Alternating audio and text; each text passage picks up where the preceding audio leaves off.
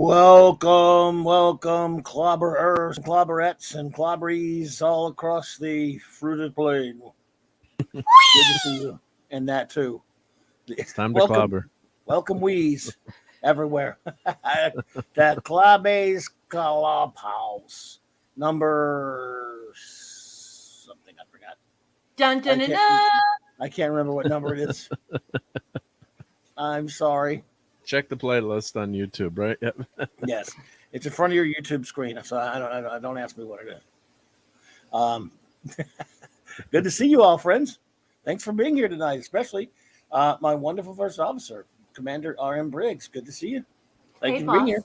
Thank you Thank for you. having me. It's an honor and a pleasure as per usual. I'm excited about tonight. Let's get it on.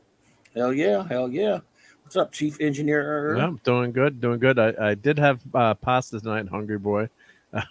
Checking out Hungry Boy's new name, but it was craft dinner actually. If I'm going to use the correct Canadian parlance, it was. Well, thank It was you. it was not Italian pasta tonight. Although I do have some of that Italian pasta I brought back from Italy. I gotta wait for a special night to cook that. But Did you buy the Dayglow stuff at Costco yet? I haven't gotten the Dayglow stuff at Costco. I'm not allowed to go to Costco. The missus has banned me from Costco because every time I go there, I buy a lot of stuff that I'm not supposed to be buying. Come back with. But it was on sale. I needed that. So I've been banned from Costco.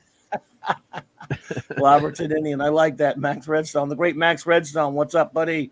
Let's say hello to some wonderful friends who are here with us tonight. Look at that, J-Man, dude. I hope you're feeling better. Sorry I didn't get to make the show. I know you had a great show tonight, and I had to lurk. I didn't get a chance to interact with you guys, and I had stuff going on there. But I hope you had a great stream. It's good to see you, buddy. I hope you're feeling better. Yeah. And I hope we get to hang out and talk soon, man. Yeah, and I also love that he responded immediately with a Canadianism for Mark, saying Katie for craft dinner.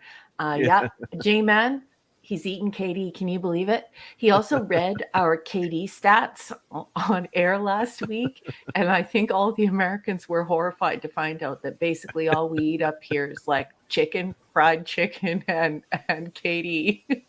Yeah. Which is craft dinner for us down south of the border. Yeah. Oh, okay. Gotcha. Craft macaroni and cheese to us Yankees. Nice. And Southerners. And I also want to say thank you to J-Man because J-Man did a shout out to me on Twitter because he read my new short story in my short story collection, Science Fiction Tales.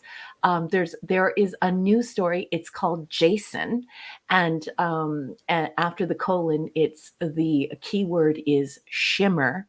And a J-Man responded immediately. I bought the story, read it, said it was awesome, gave me like a 5 out of 5 score, and just said it was so cool, and he really loved it, and yeah, it was just terrific. So J-Man is such a kind person. So I just had to say thank you for being such a wonderful friend to me and always being there to support me.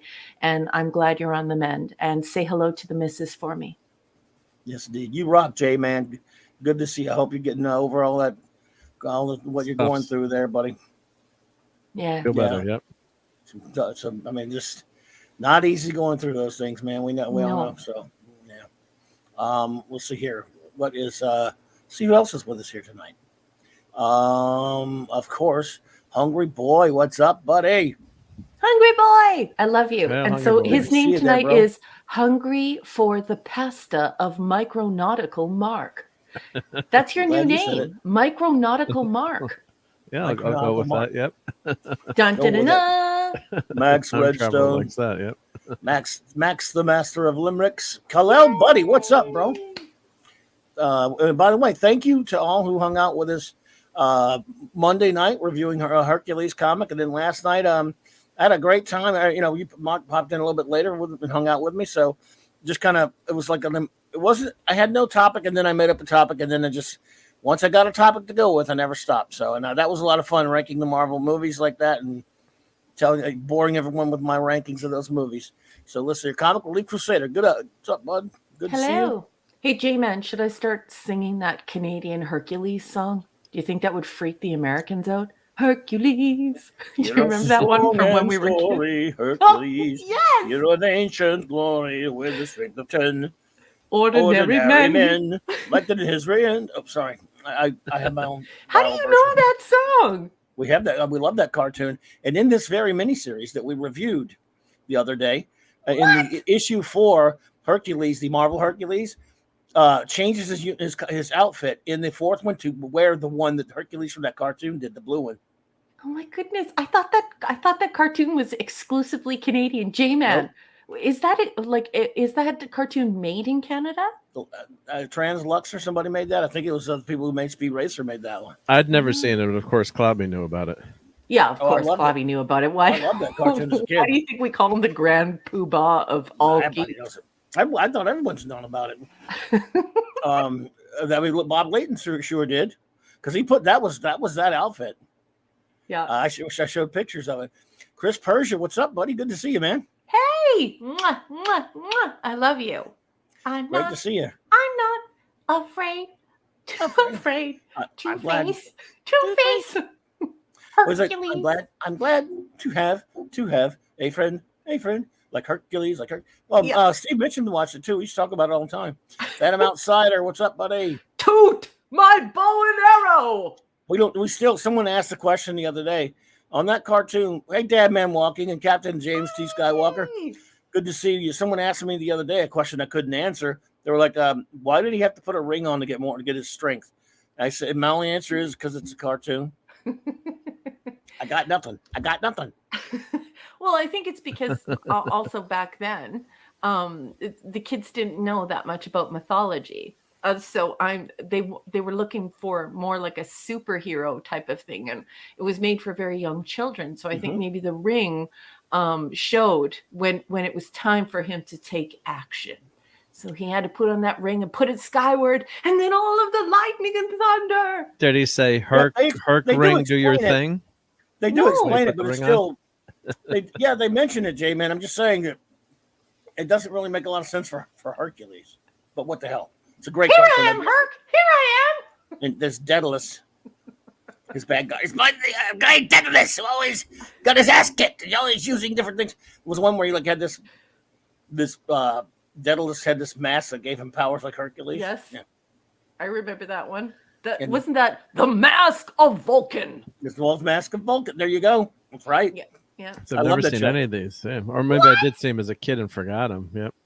It was in my syndication. goodness. See, it was in syndication here. It wasn't a Saturday morning show.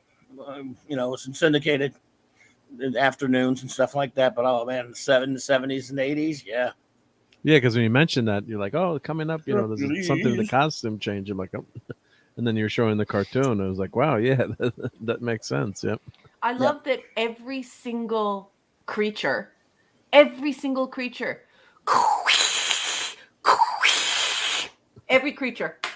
didn't matter what the creature was. Yep. The ring gave him more strength. Yes, more. When he goes And here's third, he loses immortality, so he has to put the ring on to channel the power. Chris There's Persia, some I've Micronauts actually for you. forgotten the real lyrics because when I was quite young, my friends and I developed a really, really depraved version of the song. So I'm just going to put up Chris Persia's lyrics. Oh, Clobby already did it. Yeah. So these are the real Canadians know Hercules. People are safe when near him. Hercules, only the evil fear him. Softness in his eyes, iron in his thighs, virtue in his heart, fire in every part of the mighty Hercules. Indeed. Sorry, my mind was going somewhere else with some of those lyrics. Yes. Hercules. So me And a and slave my when buddy near him. made the grossest lyrics for this song to the point where I no longer know the actual lyrics, and there's So did no we. way I could tell you the lyrics we came up with. They're that So did we. deranged. Thank you, Chris. So that's amazing. I Yeah, did the that could same be. thing. Mine's even That could worse. be dangerous, right? Yeah, I'm definitely. That's why I stopped myself from singing this sometimes. Not just because I'm a shitty singer, because it also is like, oh man, I'm going to sing one of my versions of it. Hercules, a song and story, Hercules, the ancient glory. And I better stop because I'll say the next one's like, oh, Oh yeah. Yeah, see, Oh, I've already my got God. you beat because I got filth in the first line. Like, That's good. this is You don't even need terrible. the filth. You just read the real lyrics, and it's in there. I mean, Who the heck wrote that? I mean, come on, that's got to be. It was a simpler They obviously time. we're thinking that. Yeah. Yes, that's why you could silly sing it. You don't even have Yeah. to try to sing it. You could just do what I did, just silly sing it, and it makes hysterical. Hysterical. Iron in his thighs. Yeah. Michael Golden's ears pick up. Yeah. I like Max. I like your Jim Mora reference.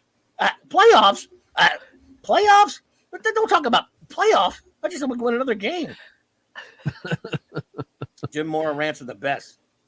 My God, he's and we loved Mora down here because he was down here for about 10 years. Mora's the best. Oh my God.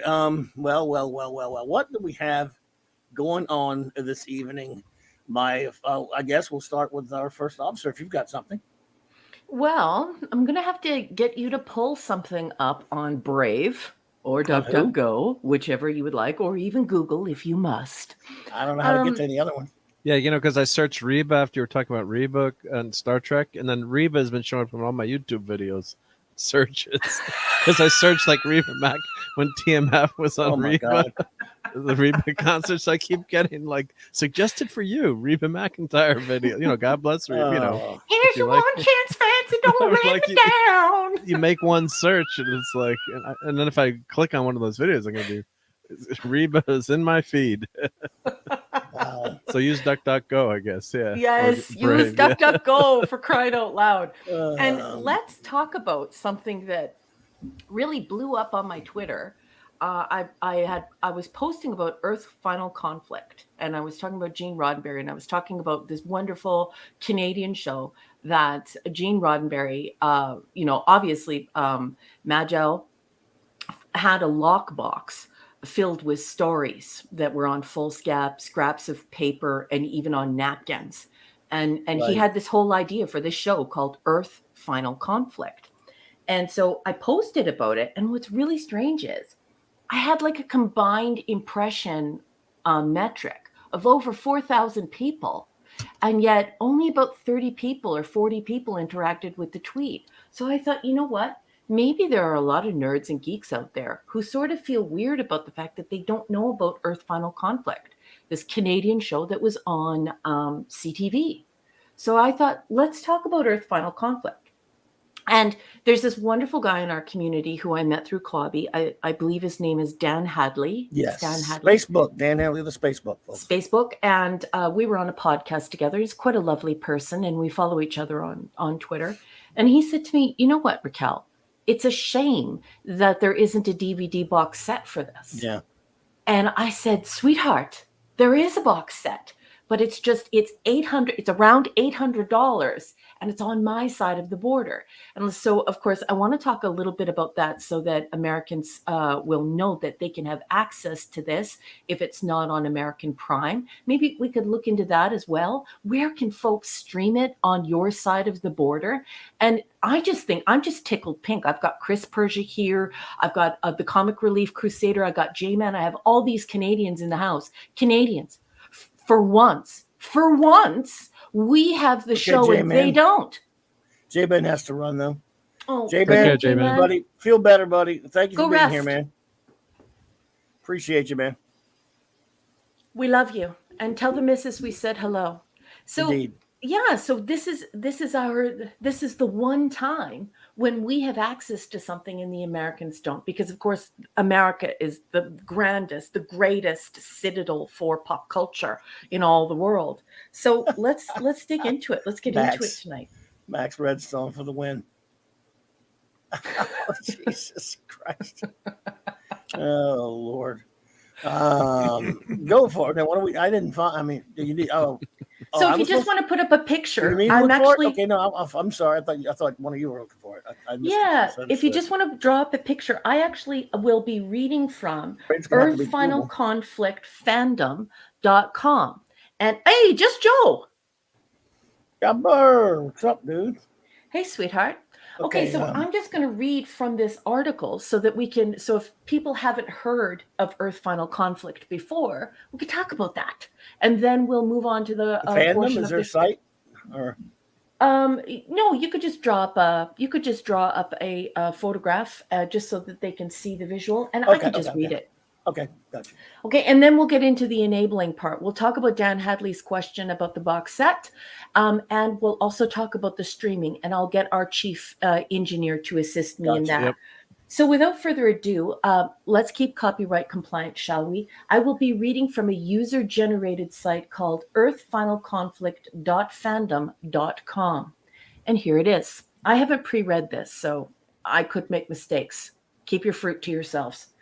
Earth Final Conflict was a TV series created by Majel Barrett and David Kirshner, based on an original idea by Gene Roddenberry. Roddenberry originally entitled his idea Battleground Earth, or Gene Roddenberry's Earth.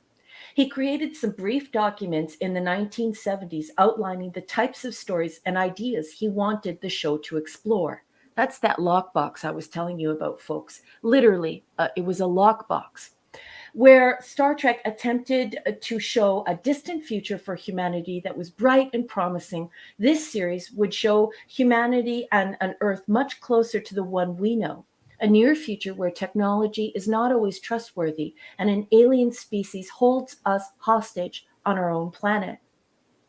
In 1997, Majel Barrett and David Kirshner formed Roddenberry-Kirshner Productions and began to produce the series in Toronto, Canada. This series relied mostly on Canadian acting talent, with the exception of American actor Kevin Kilner, it's got to be Kilner, who was cast in the lead role of William Boone. I love William Boone. When Kilner decided not to return to the series at the end of season 1, the producers cast another American to lead the series. Robert Lee Schock would play Liam Kincaid in seasons 2 through 4. In season 5, the reins were taken over by Canadian actor Jane Heitmeyer or Meyer as Renee Palmer, a character she had originated in season 3. The premise of the series is an Earth in the not-too-distant future, 3 years after the arrival of an alien species known as the Talons. The Talons bring with them incredible technology that they share openly with humanity. However, a growing number of humans believe that the Talons are not the companions to Earth that they claim to be. Over the course of the series, various Talon plots involving experimentation on humans are revealed.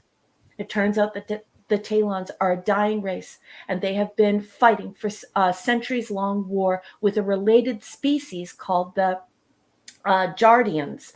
They have come to Earth in the hopes that some kind of fusion of themselves with humans will allow them to survive, but also with few qualms about using humans in their fight against the Jardians. And then afterwards, it shows this big, long list of awards that the show won. And of course, once again, I'm going to remind everyone that this was shown on CTV. I'm not aware of the places where it was shown at the time. It was in syndication here. Yes. The run dates, of course, were 1997 to 2002. And so I just want to talk openly about this. Hello, Pacific 414. Welcome. Hey, Pacific, and hello there, pop culture curator. Hey, pop culture curator. Hello Good there. to have you. Yes, I remember. Again, I remember seeing the commercials all over the place for it when it was running in syndication at various times. I always meant to watch it, just never did. Claude, though, our friend Minimus, he was a huge fan of it, and we should if one night we'll get him on here to talk with you about it because he knows a lot about the show as well. So. Yeah, I really love this show. I'm rewatching it for the first time since 1997, and I have to admit that there, at the end, in the final 2 seasons, it was really trailing off for me. I was quite busy. It was on CTV. You had to sit in front of the television and watch it. There was no such thing as streaming TV. So I'm incomplete on those last 2 seasons, just casually watching it on television. And certainly the reason for that is that the box set, even in DVD form, I don't even think it comes in Blu-ray, is around $800. So that's too rich for my blood. But I just want to let you all know that it is streaming on Prime right now in Canada. and it's a wonderful show. It's just pure, unadulterated Gene Roddenberry. It's glorious. It's a wonderful trip, and if you haven't taken it, you sure ought to. It's just marvelous. Once again, it just demonstrates what a marvel Gene Roddenberry's mind was, and yeah, highly recommend. Well, it's about Amazon here. Yeah, that's not cheap. Yeah, I found a bunch of places we can like $90. It's $80. Even deep discounts got it at 90. But it's a complete series, though. I mean, it's not horrible. Yeah, so on my side of the border, if you look it up on Amazon.ca, the actual licensed DVDs that play perfectly and have very high rating, they are, I believe it's $771.92. I'm not sure, but I posted it on my Twitter. And maybe Mark, if you could please share your screen. Yeah, I can. Let me pop this on over. Pop Culture says first time here. He was recommended by Driven to Jim. Well, welcome for your first time here, and I'm thankful. Thank you so much, Pop Culture Creator. I really appreciate that. Welcome, sir. Welcome. And Jill should pop in at some point, I'm sure. Yes, she should be here soon. Great. So, all right, let's see. Let me. I wish it's probably not streaming for us here though. Yeah. Oh, it is. Yeah, it is. Yep. Is it? Let me share my screen. Yep. That's great, because these were some of the comments that I was receiving I'll show you to Twitter. What I found. Yep. A lot of hardcore Trekkies saying, how do I watch this? Where do I watch this in the US? Oh, it's on Amazon, yeah. Yeah, so it's streaming on... I found it. So it's on Plex, free for 5 seasons. So there's a Plex channel. There's also a Pluto TV channel. Right. If you show my screen on the... Okay. Yeah, I can do that if you want. Or Clubby. I got you. Either way. There we go. Yes. Okay. So it's on. Look at this. Thank you, Chief Engineer. 5 seasons? There were 5 seasons? Wow. The 5 seasons. Yeah. So I watched per season. Let's see. I will Never tell you in a second. But I watched most of it when it came out. It's been so long since I watched it. But I would, like you said, I didn't record it or no. So I would just whenever it was streaming. So here in the New York area, I think it was either Channel 11 or Channel 9, one of those independent, channels. Yeah. So syndicated. So and it, so yeah, it was a kind of interesting show in terms of in terms of it was the opposite. You weren't exploring, but the aliens had taken control of Earth, and it was a very I don't know if I want to say a Twilight Zone-esque feeling, or I'm trying to well, it's darker, it has darker undertones, but it's still bright, and it's still not like macabre. There's nothing sort of gothic or horror about it, but it is a different tone than what you're used to. Yeah. Unless of course you watch Andromeda, and Andromeda has the same sort of tone as Earth Final Conflict. In the chat, we have Chris Persia saying, Raquel, there's an Australian copy selling for $147 Canadian on Amazon.ca. Is that the correct region? If that is the correct region, I would scoop that up right now, because $147 is a heck of a deal. When I look it up and I take it to the cart, it's not less than $700. Wow. Yeah, so it's crazy. That's expensive. Yeah, so Tubi's got it for free. It looks like they got a lot of. It's on a lot of streaming services. Yeah, so which is good. And Pluto TV, and this is Roku channel. Yep. Amazon Prime. So there's a lot of opportunities out there. You got to say, that's a lot. Yeah. In terms of availability. So I mean, if you can't afford the DVD or can't get them, I mean, I always like to say buy. You can afford the physical copy and you can buy the physical copy, grab it. But I would love to. Oh yeah. Do we know if the Australian copy is our region? Is that region 1? I think they're region 2, but I could be wrong. Yeah, well, if they're region 1, wow. Because DVDs are actually have regions on them. My understanding, Blu-rays got rid of the region. I don't think Blu-rays got rid of region. Yeah, I don't think this is on Blu-ray, but no, it's on just DVD. Yeah. I mean, it's easy to get around, but you got to know. Yeah, so in the States, I'm seeing it for $78. Of course, that's just like you said, this is just not bad for 5 seasons. Yeah, for 5 seasons, and I don't season know how 1 many episodes DVD's per $20. season. So I'm just going to go ahead and pull the trigger now and tell you all that I think that 100% this is essential. Gene Roddenberry. If you're a physical media person, this is an essential thing to add to your collection. I highly recommend it. After the actor left who played Boone, the series wasn't quite as good. And it became a little bit more like the writers and less like Gene Roddenberry. The first season comes out very strong. It's very Gene Roddenberry. You can tell they're working right out of that lockbox with the full scap and the scraps of paper and the napkins. And then afterwards, you can sort of see that the writers begin to wield more influence, the writing team. But, Majel, she's there. And she does a fabulous job. She stars as a doctor in the series. She's marvelous. This is essential, Gene Roddenberry. And you should have this in your physical media collection, especially if you can get it for such a low fee, such a low sum in the United States. However, I will say this. Make sure that you check your region. Make sure that it's an authorized copy. You do not want to buy a set of DVDs that's $100 and you get it home and half the DVDs don't play. And you want to make sure that you vet where you're getting them from. So check the region, check the price, and check who you're buying for. But definitely a good one. Well, like Chris, he just went ahead and got him a region-free player, best $90 he ever spent. Yeah, I mean that's good to have. Those are good to have. Yeah, so you buy a lot of old DVDs. Season 1 is $8.30 in America. Unbelievable. Okay, I got to show you my screenshot of when I saw the $400 one. Yeah, I saw the $400 one.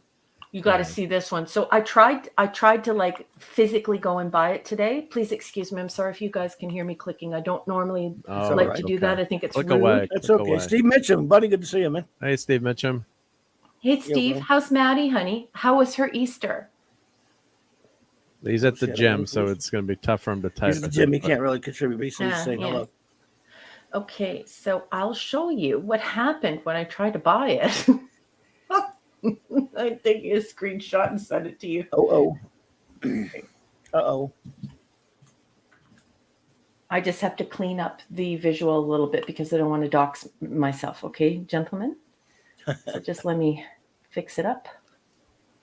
Removing my address. Good idea. Yeah, so first season was, let's see how many episodes. It's 13, 14. Oh, no, it's actually 22 episodes. Where else would this show my identity? 22 episodes. Wow. Yeah, here's the episodes.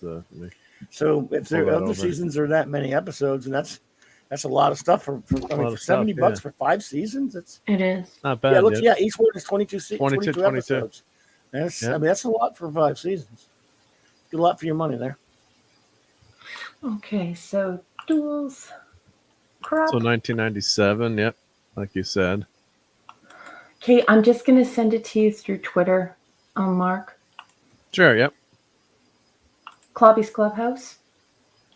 Let me check the Clubhouse. You got it, honey. I'm sending it right now. So this is what happens if you actually try and check out with it. Although, I'm not Chris Persia. I need to buy one of those things. Where is it? Oh, here it is. Okay, sweetheart. It's there. There we go. Let me just show that to everyone. They'll be horrified. They'll be like, what? Yeah, so this is what happens when you actually try. Do you have casinos near where you live so you could go try to win some money to buy it? Yeah, but it's crazy, isn't it? So I would never pay the used from 131.68 because what usually arrives then is somebody's photocopy of the original jacket with like copied this. Yeah, exactly. So I'm not going to buy the 131.68, but the one from Amazon that actually has like a really good rating, and everyone says all of the all of the DVDs play, and there's no problem with them, and they're licensed DVDs. It's $772.39.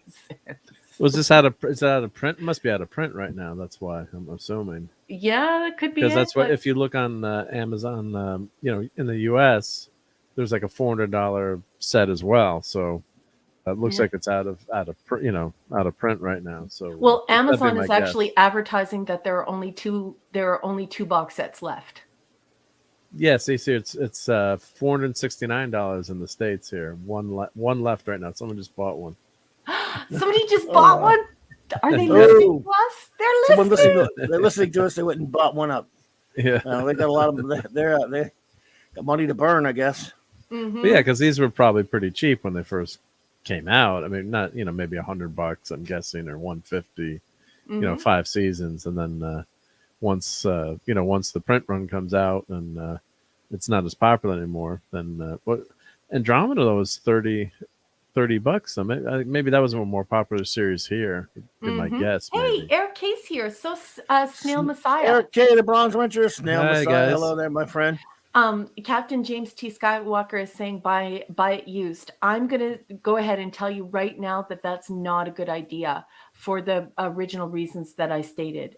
If you are buying it used, you're not buying it from Amazon. You're actually buying it from someone who's selling through Amazon. And usually those are just like burnt CDs. And usually the covers are like photocopies of the original and so on and so forth. If you were going to buy it used, where you could get it and it would definitely be vetted would be a local pawn shop. A pawn shop would definitely have vetted whether or not it's actually licensed material, and you could probably get it for pretty cheap. But I wouldn't do that over the internet. Yeah, see, the one caveat. Yeah, the one caveat I would say that, like, I'm looking at Amazon, they've got it for $100, and one of the companies has 151,914 ratings, 100% positive over the last 12 months. So if you buy something through the Amazon marketplace, it's a little bit like eBay where you can actually return something. Yeah. Obviously if you buy something without on Craigslist kind of thing, you've got no outlet. But if you do buy it through Amazon and it's a seller that you can actually return from, you might it's always a chance, like Raquel's saying, you could get some junk. But someone like this, actually they're in Canada. Oh no, business name's Canada Inc. Outlet Promotions. Pittsburgh, New York. Yep, but they're getting fantastic reviews. If they have fantastic reviews, then go for it. But people need to realize that if you buy something used, that's a DVD off of the internet from a rando, it may not play. Your recourse, absolutely. But the thing is that you're going to have to pay the shipping. You're going to have to give the reasons. You're going to have to send it back. So that is an issue. I would strongly caution you against just buying it used without any type of vetting of the source. Be careful of that. Because whenever I buy stuff on eBay, I always check to see this person's got 5,000 ratings, and then and then of course eBay actually backs up. Now they really back up the buyers. Like I bought something the other last week, and it was my fault. I bought the wrong thing, so I sent it back, and I had to pay for the shipping. But if it say comes damaged or something, or sometimes they even tell you you don't even have to bother to send it back. We'll send you another one if they're a good seller. I love sellers like that. Yeah, and then you look at Scuba Pete. Scuba Pete, what's up, buddy? I love Chris Persia. Chris Persia's like, Raquel, what's up, man? You're going to stop people purchasing copies from me. I mean, and my legitimate business starts whistling innocently and then says, just kidding. I trust Chris Persia to buy my used DVDs. I trust Chris Persia. If that's Mrs. Dadman, if she has, she's got a massive DVD collection. Wonder if she's got this in her set. I wish I had it in my set, but it's $772.39 that I can't afford. But I wanted Dan Hadley to know that it is available, and so maybe if you wouldn't mind, Mark, without doxing yourself, Could we put that on this on this broadcast? Let's look at what happens on the American side of the Amazon, because the Oh yeah, American I did Amazon have is that. totally different. I did have. Let me click that. Let me minimize that. Don't dox yourself. Yeah, it's okay. Everyone knows me by now. But yeah, so here's list of Kal-El's here, episodes. guys. Sorry to interrupt you. Kal-El's here. The real Hey. soup. He's been here. He's been here since the beginning. Oh, I didn't see him. Oops. Sorry. Whoops. Good to Whoops. see you, Soups, Kal-El.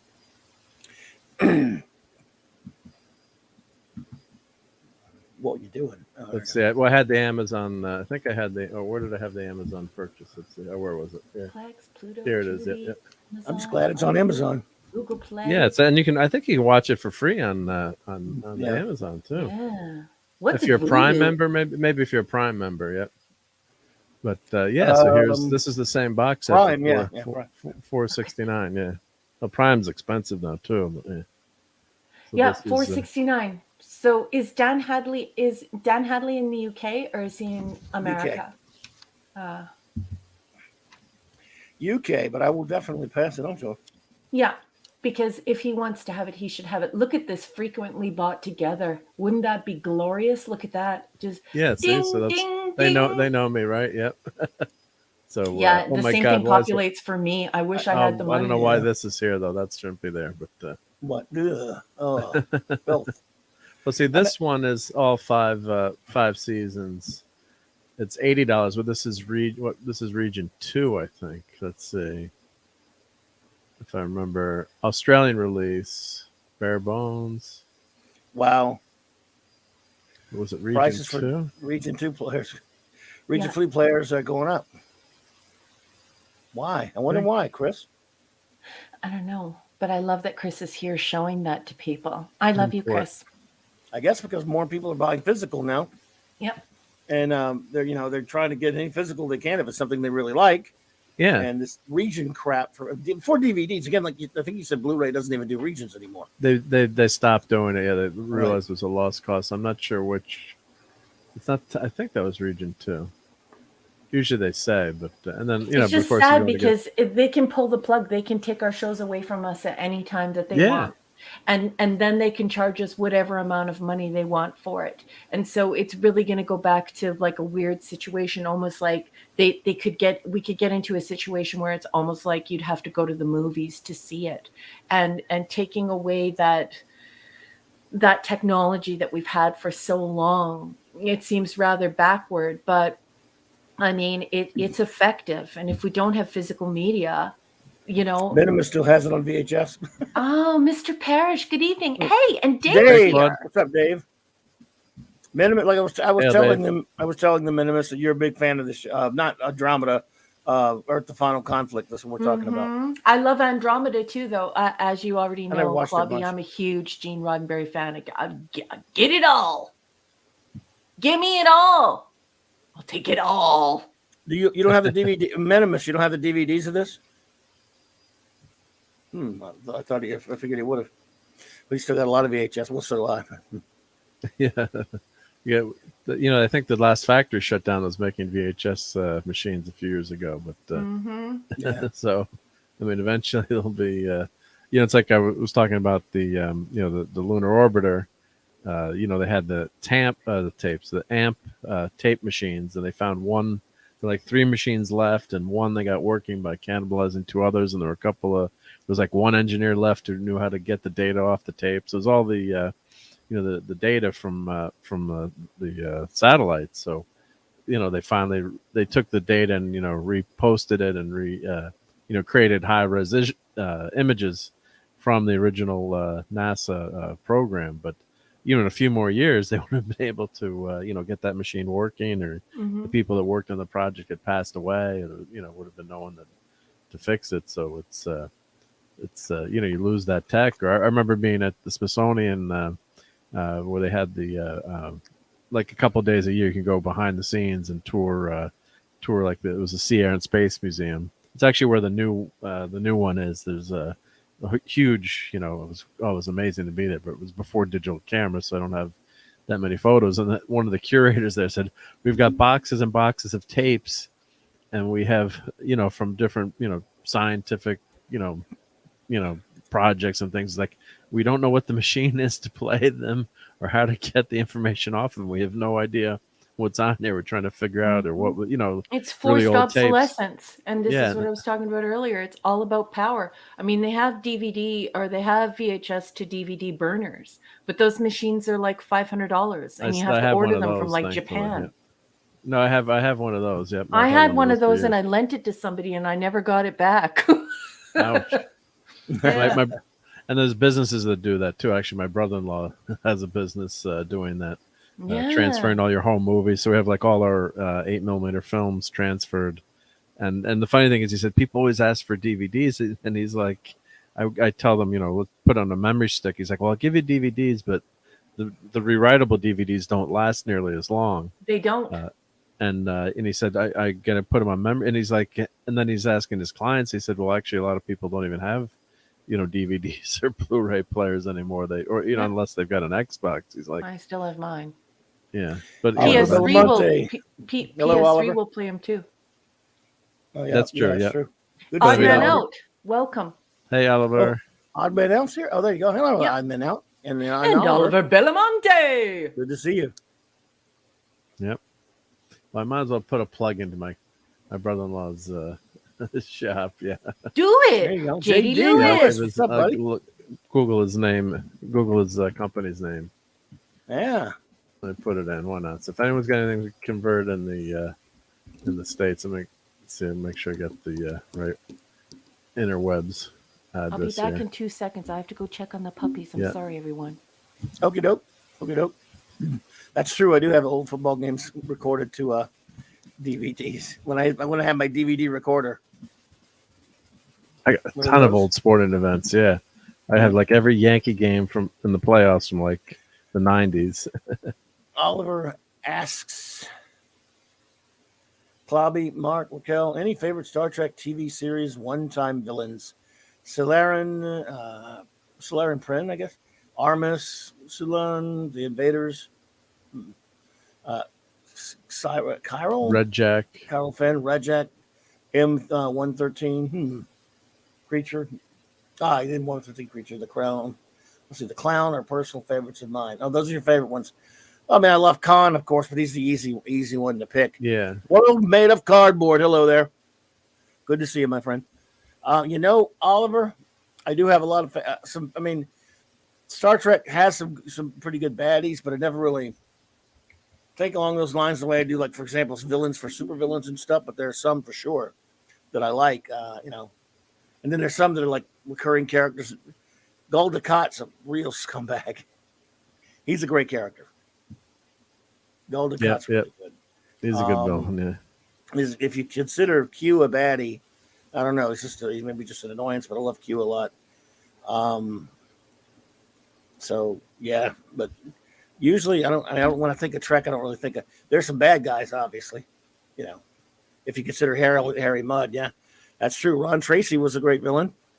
That's true. Good point, Minimusness. Anthony Zerbe wasn't very good though. I get tired of the bad admirals. Got a little bit tired of the bad admiral stuff. You know what I mean? So let's see. Kal-El. Finnegan on Shore Leave is probably one of a great antagonist for Kirk. Right? It's too bad. Yeah. 5D memory crystals aren't commonplace yet. Apparently, Superman the movie got it right. Oh yeah, 5D crystal. Yeah, you're right though. Was Mudd a villain? I mean, technically, he was an adversary. Yeah, in a sense, he was kind of a villain. And Finnegan's kind of like that way too, I guess, right? Not really. He's just a guy that was just a jerk. Yeah, it's like as far as someone who was a criminal, who was an adversary. I mean, he was going to leave them on the planet with the androids. But Tracy's probably I think he's probably one of the most evil characters in that. Ron Tracy was pretty bad. Yeah. For a captain going bad, that was just yeah. That's got council. Yeah. Yeah, I like Pro Council. Yep. Take them back to that cage. And who was the in the episode where they're torturing and TOS where they're and the The what was the empath? guy's name? Not the empath. The the machine that would when they beam down and the guy's the shapeshifter now. Oh, what's the episode? Torturing who? What? Oh, Torturing when who? they go to the insane asylum and Oh yeah, you're talking about Garth, whom Gods Destroy. Garth, Yeah. Garth, yeah, In Garth, Whom Gods Destroy. Mike, Yeah. Great baddie, but I mean, he was really and he has mental problems. But yes, yeah, and of course in the end he's cured. So I guess, but Bella that, Ox mix. for that, Bad. Yeah. I want my heaters. How about Melicon? He was bad. Hey, you know what makes puppies stop crying? When What? you fill up little baby-sized puppy Kongs with cheddar cheese. Do you hear him crying? Not anymore. Welcome, No, Pleasant the Valley cheese. Picker, Pleasant BC. Valley. What's up? What's up, buddy? Hell. Good to see you, Pleasant. Yeah, Garth of Izar was in Axanar. That's right. Jojo That's right, Krecko. Yeah, Yeah. So, yep, there you go. Thank you, Oliver Belamonte, for that good question. question. Thank you. Yeah. I missed it, but I'm here. It was just about V'ger. who are your favorite No. bads, if you have some of your favorite villains from Star Trek or whatever. Do you have any favorite villains from Star Trek, Raquel? We mentioned we mentioned all the basic ones, Khan and all that stuff. So. Yes. I would definitely say Khan. Oh, I know what I loved? Hennock. Oh. Nimoy was brilliant. Nimoy was brilliant in that performance. Yeah. What a great And film. you were like, I sort of felt like it could be real that could stick. It was really frightening for me. Do you know what I mean? Absolutely. Get him back in the sphere. Yes. Right? Have no fear. Sargon is here. I love that blooper. I love that blooper. Oh, yes, sir. Yes, sir. Well, by any other name, what was the guy's villain in that when they crushed the cube? Roshan. What was he? Yeah, Sylvia and Korob. Oh, wow. Yep, cat's paw. That freaked me out. He killed Thompson. That freaked me out as a kid. That making episode, me nightmares. And I love that episode, by the way. A lot of people don't. That episode is, I remember when we talked about it back, even when we reviewed it, that episode is the single, if you think about it, weirdest Star Trek episode ever made. What I mean by that is it starts out deadly serious. It's pretty serious stuff. Serious, like a horrible murder, all this other crap. And then it ends as a comedy. Well, it transforms into a comedy. Yeah. Which, by the way, it's not a complaint. I love it. But I'm like, wow. We talk about earning it like the Next Generation rarely does these days. In some of those crap episodes, they earned it with Real Trek because they set you up pretty well and then took you down a different path. The way it ended was totally off the wall, but I loved it. I loved it. Boss man, did we welcome our friend Pop Culture Republic? Pop Culture Republic. Pop Culture Republic. Lexana Troy, I wouldn't call her a villain at all. Lawaksana? Lawaksana's not. Lexana. I'm not sure he's saying that, but he did just. I mean, maybe, I don't know. She does make Worf take a mud bath. So. I don't know. Anybody who aggravates Picard that much is a hero to me. Hey, Pop. Nice to see you. How you been? Good to see you, Pop. But yeah, if Q is considered one, and he is sort of the Mixius Pitalik of Star Trek, then he's of course the greatest. But yeah, and I mentioned earlier, Trelane, greatness. Yep, love him. Yeah. Mm-hmm.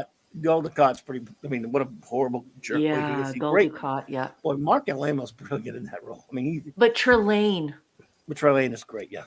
And Charlie. Oh yeah, Charlie X. Charlie X, great.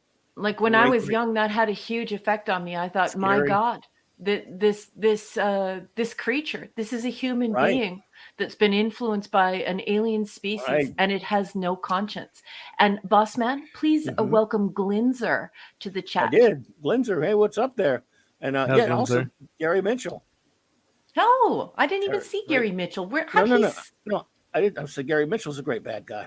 Oh, okay. I was going to be like, we have a guy named Gary Mitchell in the chat. Yeah, he's in our chat right now. Yeah, he's here. He's pretty bad, and when he becomes a pretty significant bad guy. Don't get angry, Well, Gary Mitchell had a huge impact on my life because of his little rant when he goes off on Baruch Spinoza. I immediately and very hungrily went and found ethics. and read it, and it had a profound impact on me as a person and as an academic. So Gary Mitchell is, yes, definitely one of the best villains. Great one villains. of the best villains, and very intelligent, like Khan Noonien Singh. But I think that does this sound weird? But like, I have categories of villains. Like, you have the intelligent villains, you have the super, like, really super evil villains. Do you know what I mean? Well, sure. The dichromium cloud. From Obsession. Oh, and we've got Glenzer says the lizard man from Arena. I don't know. So who was I've that? never heard of him. Gorn? No, Gorn! yeah, of course. Captain Kirky. I should be merciful, Captain. Sorry, that hurts. Oh, my voice the way it's messed up. I really hate shouldn't be making you doing do that. it, but you do it so well. It's Yeah, we such a needed great to hear it, impression. yeah. Everyone loves it. No, it's not that good. Oh, it hurts. Was it? Who was? It was. Oh shit! Lazarus was evil Lazarus. Really. Evil Joe, Lazarus. That's true. Stop it. Stop it, man. Oh, shite. Max, don't even bring up Selah. Just the mustache twisting nitwit. And Nomad definitely was a villain, Yeah, and great something villain. that terrified Selah. Stephen Hawking. Max.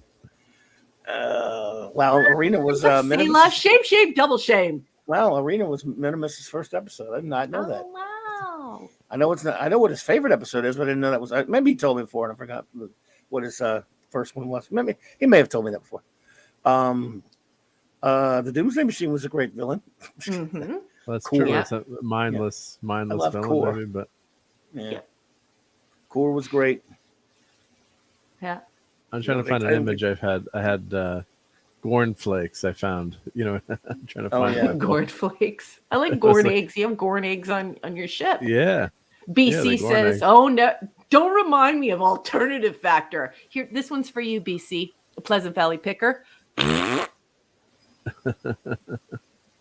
That would be Ben Finney, Steve. Ben Finney, kind of it was a baddie. Mm-hmm. Yep, Commander Ben Finney. That's right. I submit to you Who's that the Commander Ben Finney is not dead. Who's the best Star Trek villain? Was the question from Oliver Belamonte. Alex Just Joe Klutz. responds with the script writers for Spock's brain. I respectfully disagree with this. Alex Klutzman and actually Jar Jar Abrams. Technically, Les Moonves, but it's really all starts with Les Moonves. He's the one that destroyed it all. Mm-hmm. Carol Marcus. Yeah, so Krug, I like Krug as a baddie. Commander Carol Krug. Marcus was the most vile of them all. What? Wow. Claude, what is your problem? What the hell's wrong with you, boy? What are you saying? I'm sending you shin kicks. Shin Also, kicks the for you. book that you helped me to buy, you and Clobby, You're Enabling, Your Horrible Enabling, isn't Horrible. here yet, and I can't wait for it to get I here. think it's remember said it would be like June or something? Yeah! Yeah. Why's it That's taking ridiculous, so yeah. long? And Glenzer, even though I kind of agree with you about Klutzman, the thing is, it all starts and stops with Les Moonves, because he took Star Trek and then he gave it to Jar Jar Abrams, who gave it to Mhm. Klutzman. So, yeah, they're all horrible. But the thing is, Klutzman doesn't have anything to do with real Star Trek now. Yep. Never did, really. Kal-El, Stephen M. says, I'd say it's the woke contingent that watches the filth. Yeah, so that That he is believes right. that is the ultimate villain. Somebody said on my Twitter today that Alex Kurtzman was a terrible writer. And I said, well, Sure. I respect you saying that, but I just want you to know that as a professional writer, I don't consider Kurtzman a writer.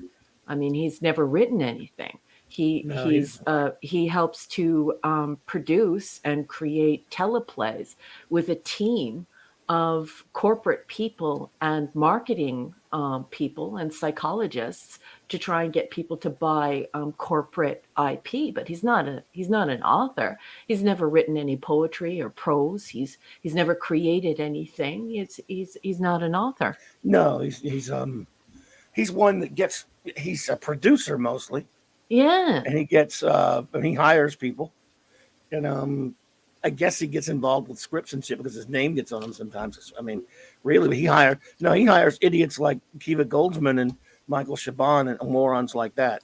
Yeah. So yeah, but in the professional writing world, nobody like looks at somebody who's adapted a teleplay as an author. That's, I mean, you're a teleplay writer or a teleplay conductor or orchestrator, but I wouldn't say that that's authorship, because of course even in a teleplay, there is usually an author who is named, and that is divorced from the process of the teleplay. The teleplay is really about making sure to mold and shape a story so that it conforms to a defined formula that takes no panache, no talent, no skill, so that people can watch it on TV. It's highly formulaic. I mean, it's not authorship. Sorry, it's just not. I don't see it as that. He wrote Spider-Man 2, Amazing Spider-Man 2. Yeah, and there you go.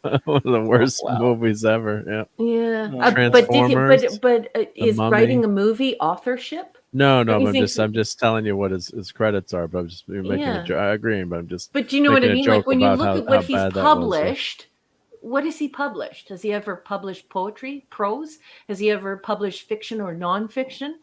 Has he ever actually had to sit down and really work through something difficult and to create something of his own? Or is he merely a conductor of other people's ideas? Even when he wrote that, I use the term right loosely, this teleplay for Spider-Man, he created nothing in there. He has innovated and orchestrated, conducted a teleplay, but he has not written anything. He hasn't created anything. I'm looking at his credits. Yeah, television credits. So this is television, obviously, not writing novels. But he's Hercules: The Legendary Journeys, and Xena, and Jack of All Trades. Alias. Yeah, because Alias with Sam Raimi. Yeah. Yeah, he worked with Sam Raimi. Oh, look at this comment from Oliver. I haven't read it all the way through. I'm just going to read it live, but it looks like it's going somewhere cool. Oliver Belamonte says, Raquel, I was stunned in disbelief in Star Trek TNG episode Skin of Evil when Armis, an oil slick entity, instantly and easily killed Tasha Yar and dragged Riker into the pit of despair. Me too. If I would definitely have killed Riker and dragged her in. So I'm totally with you. Yeah. Well, Oliver, he was a creepy villain, very creepy villain when that first aired. Yeah, I was shocked by that too. Yeah, but I just want you all to know that Tasha Yar, Denise Crosby, wanted off of the show. She was complaining about the show. She even gave an interview. She's on record. You can go to the StarTrek.com and see the interview where it's been reproduced, where she actually said that she was dying. She hated the job so much. She said that she didn't want to have a career of saying "I, Captain" behind the bridge. She basically wanted to be the star of the show. And when she wasn't allowed to do that, she wanted to leave. And so, they thought, how can we get her off as soon as possible, since she is, saying that she's dying just being here. She hates this show so much. And so Gene Roddenberry said, well, we can let her go like a police officer would. Let's let the folks at home experience what it's like when a police officer is killed. So you're just killed senselessly by some type of very evil or deranged lunatic, and there's no turning back from it. It's just over, and it's gone. And so, of course, they bungled that because they didn't follow through with what Gene told them to do. And so it was very ham-handed and terrible. And oh my goodness, the funeral was so cheesy. Oh, but the funeral. Oh my God. Yeah, but when we look at Armis, I definitely agree. A horrible villain, and a great point to make. It was a Right. little bit of Forbidden Planet in that villain, I guess, too, because when is he the sum of all evils? It was a cast off creature. So there was a lot Very of good and a lot of derivative. bad about that episode. So the Yeah. funeral, bad choice of Well, words. I was going to say killed it. Just to that hell with it. all that cheesiness of that ending. Instead of having the captain just give a nice speech, that holographic. It was nuts. Even by Oh, Targs. It's like she was having a full conversation and she knew who was going to be at her funeral, which is yeah. stupid. And Claude Parrish says, or Claude, sorry for the Americans, but I'm from Canada, so we say sexy French names in sexy French ways. But Claude Parrish says Armis was made of Metamucil. He most certainly was, and a type of printer's ink. And it got all over everything.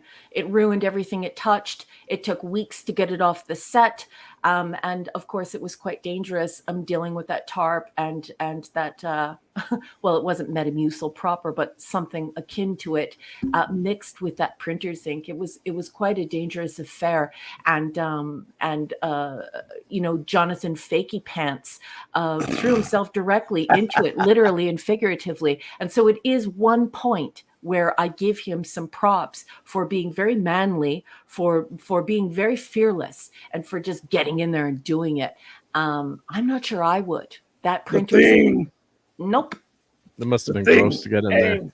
The thing, good to see you there, buddy.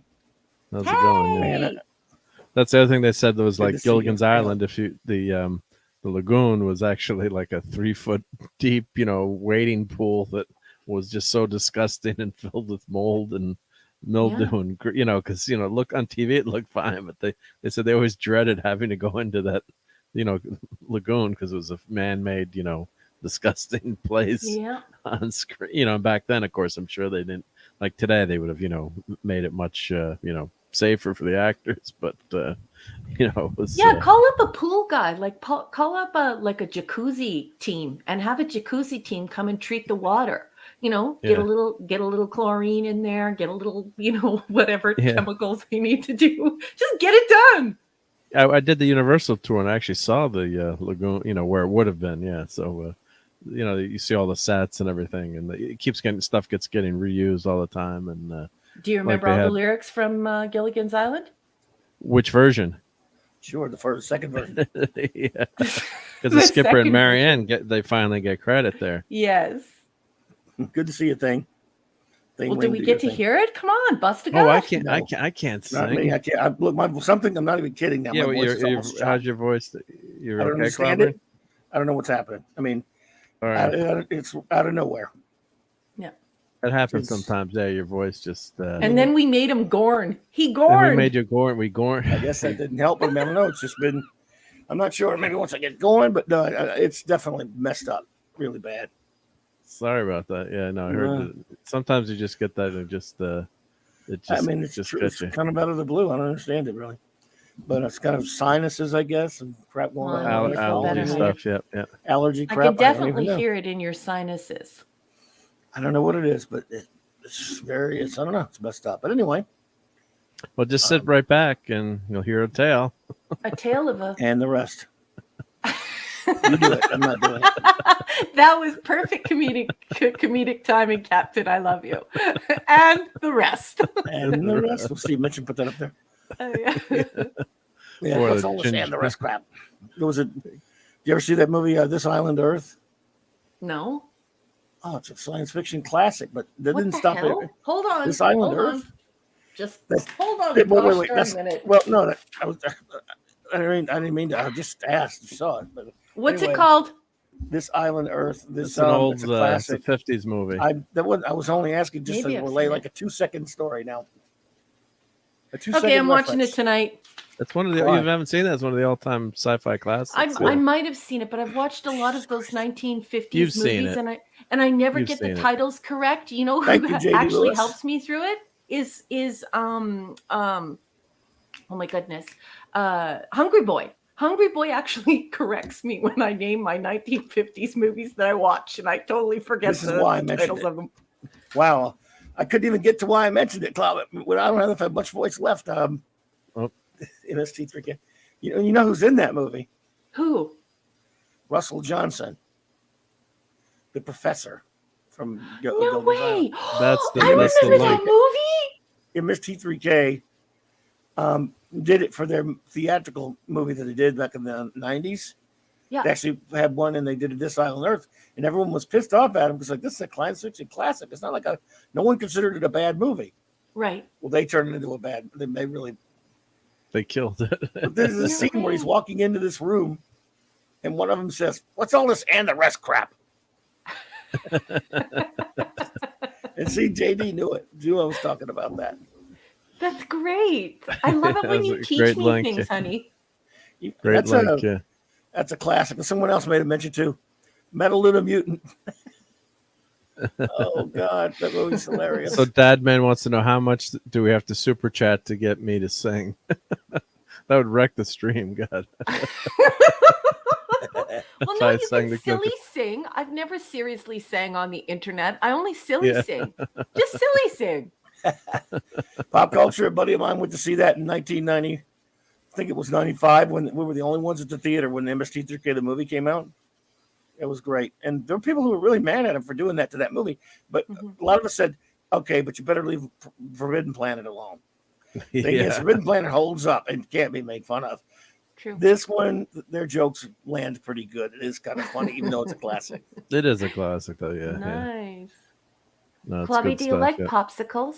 What do they call them in the United States? Are they popsicles? Yeah, in the United- popsicles. Yeah, popsicles. Sure. And, Why? I wish I could get him a popsicle. Well, I know Yeah. you guys have weird names for freezies down there. Like Canadians, we only say freezies. what's a And I know- freezy? And then you guys in the United States, you guys say weird stuff like otter pop and all this other weird crap you say. We just say freezy. Well, the So big one you had, the rocket ship one you get from the Good Humor guy had. It was like the most massive popsicle. Yeah, it was the red, white, and blue. Let me go get a One, yeah. throat lozenge thingy real Yep. quick. yeah, baby. We'll- Go, we'll go. have a- I want to we'll- get you we'll a sing. popsicle. You have We'll the con. just sing till we'll sing till you get back. Go for it. Our poor captain. His I feel throat bad is for him. Yeah, I hate just that. a mess. That's happened to me a few times too when or streaming where then all of a sudden you gotta cough a lot and something and then you're but fortunately so I've always been on with other people but yeah that's a bad feeling. Yep. Yeah. Yeah, So, I'm I sure. think actually that he's a little under the weather, though. I don't think it's from streaming. I think he's a little under the weather, so I hope he takes care of himself. I love him so much. And JD Lewis is responding to you, Mark. He's saying, "Bomb pop." Oh, the bomb pop. Yeah, yeah. That's a good. Yep. That's right. Yep. Now Cal said it's been a long road. Oh no, we're gonna sing the Enterprise thing. Oh my Who god. said that? Oh, he did, Cal. It's a long road. I think that song actually kind of grows on you after a while. I have to say it's not. I mean, I don't think it fits You know, for Star lots Trek. of things But grow on you. You know what I Yeah. mean? Like chicken Yeah. pox, Yeah, measles, warts. I don't think it's a Lots bad of song. It just things doesn't grow on fit. you, Mark. Yeah, but I just don't think it fits the show. But of course, the lyrics kind of fit but the opening is beautiful. You know, with the graphics, I love that. But it No, should yeah, have the just been. opening's gorgeous. They should have had you pick the music for it, like you did for Saturday Night Star Trek. So Oh, well, thank you. much Yeah, better choice. Yeah. yeah. I would have chosen something far different than somebody who sounded like what's his name, Rod Stewart. Do you know what I mean? Yeah. The Rod Stewart singer. I just all you can imagine is, especially if you grew up in the 1970s like I did, all you're thinking about is Rod Stewart going up and down the stage, pelvic thrusting, and his skinny little stick legs. If you want my body, and you think Well, I'm when he got sexy. older, he did turn to jazz, and you know. Yeah, I know, but still, it's been a long road getting from there to I here in full Rod Stewart voice. It's just, it wasn't a good choice for Star Trek. However, I will tell you this. I don't say that in front of my husband or my daughter, my adult daughter, because they are pro. It's been a long road. See, Pro. yeah, some people like it. I like that song. Yes. No, should admit that. Oops. Yeah, so that literally, like every time, everyone knows that I watch Star Trek every year in chronological order. As soon as I get to Enterprise, for the entire time that I'm watching They love it. They Enterprise, come in and sing. they come in and sing. Yeah, And see, not that's what I only figured that, they while would we're do. eating Yep. supper, they're like, it's been a long road. And then my daughter will come in, getting from there to here. And it's so bad. They will not leave me alone for the entire time I'm watching it. Yeah, it grew on me. I still think it would have been best just to use Archer's theme for those credits, Yep. and then you could have put that, that song in the end credits. Yep. Yeah. But it's beautiful visuals. Oh yes, the Yeah, which opening we were just sequence saying, of yeah. vision is just absolutely gorgeous. And you see that fan who put those visuals to Archer's theme. You ever seen that? Yeah, you were On telling me YouTube? about it. I've never watched it, but you were telling me about it. I've Yeah. never watched it. No. It's perfect. I guess we couldn't watch it on here. Probably We get nuked. Yeah. But it's perfect. And I go, that should have that clearly must have been intended to be the theme, and they did something. I don't know if that's true or not, but Yeah. Well, Chris Persia's saying, yeah, they gave Enterprise a theme song because all the CBS shows were using songs. So again, it's corporate stuff too. They say we need a popular song that you can sing, not just music. So yeah, and there's actually lyrics to the Star Trek theme song. That's true. It was a repurposed Rod Stewart song. Yeah. The That's all you're thinking about. If you want my body, and it's sexy. And I never thought that guy was sexy. He was always an ooh for me. Ew. Oh, wow, you're so mean. So mean to Rod. There are lots of guys who I think are hot, just not Rod Stewart and his little stick legs, pelvic thrusting, talking about how sexy he is. Well, later in his career, though, he was going to, playing, big band stuff and jazz music. He was. Yeah. That's and, the second so time my you said in-laws, this. Are you a Rod Stewart fan? Clobby was there, but my in-laws went to see him at the casino, and they loved him, and I'm just laughing because, thinking of his, his earlier career, like you were saying, and then, they're, he's playing all the old big band classics and stuff. So was just laughing thinking about that. I'm one of those weirdos. I'm one of those weirdos that liked Enterprise from the very beginning. Yeah, I like the first two seasons. There are a lot of, obviously there's nothing perfect, but there are a lot of really great episodes. And third season that are, in my opinion, the best episodes of the Cindy season. We're not dealing with the Cindy. And then the fourth season I love. But there's a lot of there are too many continued, multi-partners in it that kind of aggravate me. But still, they did a lot of good stuff. So I was good the whole way, and then that last episode was so terrible. It's way better than anything made on Voyager. The writing is better. The acting is better. Like it's far and away on the list of the centrifugal force of goodness.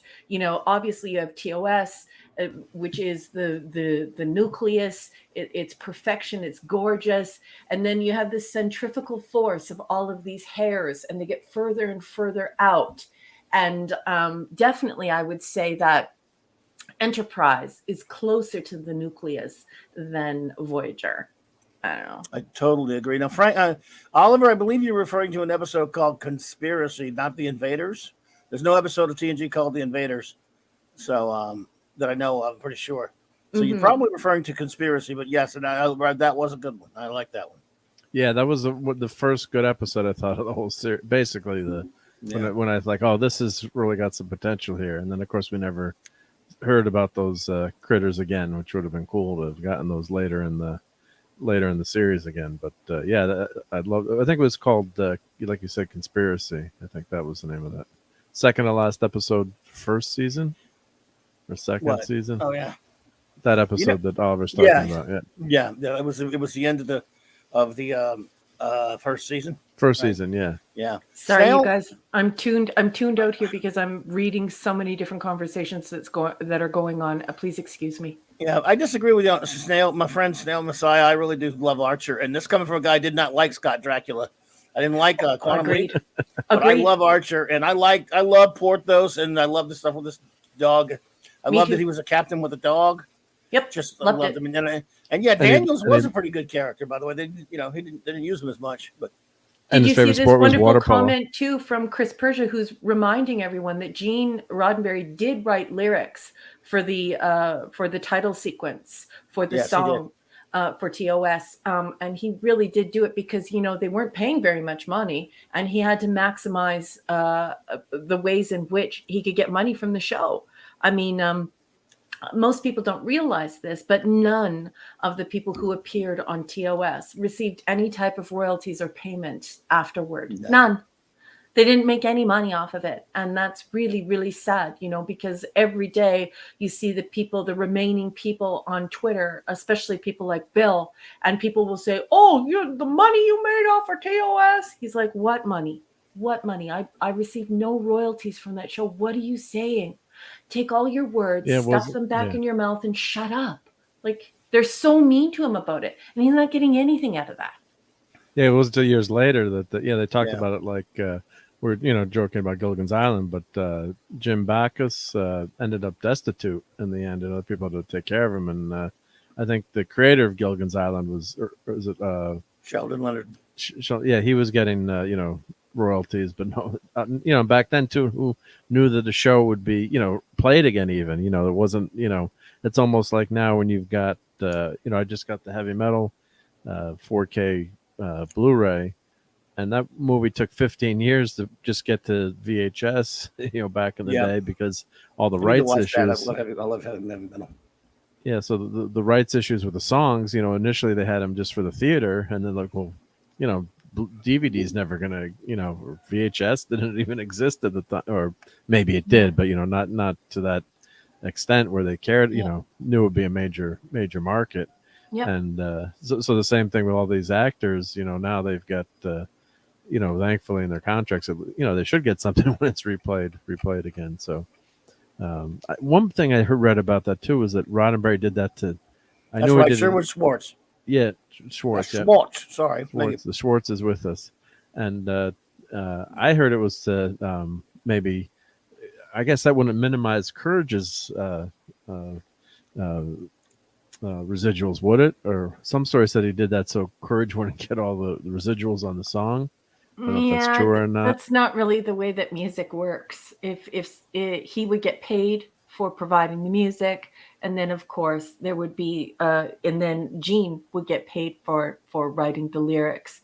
It's the two have nothing to do with one another. It didn't seem right to me when I read it, but yeah. Well, I love how they were playing an instrumental of it in court martial at the bar. Yeah. With the background,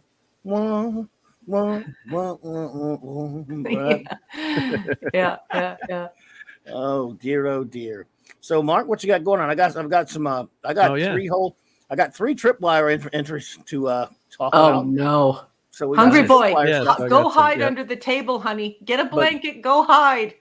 Mark, well, here's I'll show you what I got. And here's no, I do. I just found the Star Trek lyrics. Number 1, did you have anything else? And if you do, we can do it after this. No, this is I'm sufficiently suffuncified. This was great, and I hope that if you haven't heard of Earth Final Conflict, that you'll give it a watch. And I'd like to thank my captain for adding his juicy tidbits as he usually does, and I'd like to thank our chief engineer for drawing up that enabling for me, so that we could show the full scope of how you're going to watch it, where it's streaming, how you're going to buy it, how much it costs, and the pitfalls of purchasing it online, and that it's just great physical media, and it's nice to own everything that Gene Roddenberry made, because he was a wonderful creator and just a wonderful writer. So thank you, team. There's the lyrics. Yeah, so we're all going to sing this now? Think of the music. No, you can, but I'm not, God forbid. You can, go for it. Look at Hungry Boy's comment. I've grabbed my crucifix and garlic. Yeah, I got 3 of them tonight. I don't know why. I thought there was sometimes there 2, but anyway, what you got, Marco? You there? So, because so far this cough drop seems to have helped. I don't know how long it's going to last. It seems like it's helping. Yeah, I just moved my. I turned the light on again. So you can get rid of the Gornflakes. Everyone, I highly recommend Ezra Gornflakes. Goldstein. Hey, Ezra, nice to see you. Let me move my mic. I'm going to mute myself. I'm going to move the mic over to the other desk so I can talk and do show and tell at the same time. Okay. Hang on. Let's get that up there. Oh my goodness! I hope that lasts because it actually seemed to help. I'm Weird. glad Yeah, you do sound because I better. could definitely hear it in your sinuses, and I don't know. I think it don't could be your understand it. seasonal allergies, but Yeah, yes, you sound a could be. lot better, sweetheart. One little cough drop. I'm sure it can't To last Dr. long. I heard no. I Yes. heard you went in the hallway and Dr. McCoy gave you a pill. It gave me some Stokeline. Did he give you a 2 giant cc's container no. of red pills and tell you Actually- to take 2 and go to bed? Actually, it gave me 2 cc's of Cordracine. And I said, assassins! No. Murderers! Assassins! So I'm going to ruin my voice again for a stupid Don't lame do ass it! Star Trek joke. No more, Oh, shite. no more Gorn. No more Gorn. Hydrocortisone. No more Gorn for you. How about xenopolyphonemia? Don't get any bobbleheaded, gorny thing. Dude. Oh, this is a great Gorn. This Gorn is awesome. Just for that, I'm those not going to do bobbleheads like are Gorn. meant to be smashed. I don't want you. Cannot do your death. Gorn. You can't do your Gorn voice, stupid. So Oh, this is shit. a book that someone gave me a while ago. So it's cool. What's cool about it? It actually has you can open it up. Yes, you used to hide and you display. can it stands up there, so it's got a nicely engineered stand. So it's set your phasers to fun. So this is my buddy Harold gave me this. Nice. So let me zoom in. Stickers. I want those. Am I like 8 years old for wanting those? No. Set your phases to fun. Reenact your favorite scenes from the original Star Trek universe, or boldly create new, uncharted scenarios with 10 instantly recognizable settings and more than 70 usable Klingon ba-dum-bump stickers. I'd stick Engage them your on stuff. engage your favorite I'll show you characters, including the doomed red shirt guy in dramatic fashions with the Enterprise iconic bridge, sickbay, engine, and transporter rooms. Or beam them into alien environments like the cave from The Devil in the Dark, the street from the city on the edge of forever, and the desert planet where Kirk encounters the devious Gorn. Ugh, I'm not doing it. Don't do it. You kill your voice. So this thing is just so awesome. So you've got Wow. the bridge here. So you stick you can stuff on flip- there? Yeah. So I'm gonna first Are they time ever. magnets? They're like, you remember those Sticker thingies. sticker things, those fun But stickers they're not like you used to sticker have. stickers, are they? No, they're clear. What were They those cling called? to it like. The cling. Yeah. What were those called when we had them as kids? I don't know. But Some of them I remember. think I know what you're talking about, though. Yeah. So you've got. I'll do this side, and I'll there do. you go. So you got the. You got the Dr. Strange pork just spit the dust. So you got the. That's this guy. Yep. Put him in What here. the hell? Pigs in space. Yep. I'm working on my next video. And so you've got the Tribbles bar, right? And we've got the engine room, Nice. which is nice. We got sick bay where you just visited, which is just off the Enterprise bridge. Yep. And then you've got, and I'll show you the other what's on the other side. So you've got all these stickers here. So you got, They got the Return of the Archons outfits. yeah, I can't believe they got that one. That's crazy. They got Tribbles, we got phasers, we got the Gorn. I'm a Dr. Jim, fire, phasers That's on nuts. stun. He is You not got of that? the body. You're not Yeah. on the body. And there's Pigs Sitting in Edge. space. Look, that's Sitting for Edge Pop. forever. Yeah, You got so Spot from Sitting Edge forever anyway. it's Crazy. pretty cool. I love it. So you got that, and then Wow. if you flip it the other way, so let's so then you've got Kirk's Kirk's quarters. quarters. Yep. They're a little bit big, isn't it? Yeah. A little oversized. A little oversized That's okay. Kirk's quarters. That's all right. Whoa. And you've cracked. They've got the you're not of the body. Return of the Are they You're- just, I can't believe they picked that, but that's I don't pretty know. cool. or is that for Sitting Edge forever? I think that's City That's on City Oh, the Edge is that Edge. city? forever. Maybe that's city. They Okay, got Floyd's That's the barbershop there. mission. maybe the barbershop. Yeah. Yeah, no. Look at the look. In that episode, they walked by Floyd's barbershop for Andy Griffith's show, where they filmed the Andy Griffith show. Uh-huh. Yeah. Andy, look, time travelers. Look, he's the captain. Oh, I know. He's like captain of the the Starship Machine, and that's a nice, really nice lady from the mission over there. Oh, isn't that good, Andy? Sorry. My best Floyd. Sorry. Claude says Gorn dresses like Spartacus. Devil Could in you the dark. imagine? That would be so hysterical. Bred in circuses. I have a Gorn impression. You want to hear that? Yes. No, it wouldn't sound- Is this Devil in the Dark? I No, I mean, thought I could do it, but or this is a What? mock time, This looks maybe. like, No, Oh, what's- it's a mock time. A mock It's the time, Devil right? in the Yeah. Dark. I know because my there's brain's. that man trap. Where's that man trap? No, that's not Man Trap.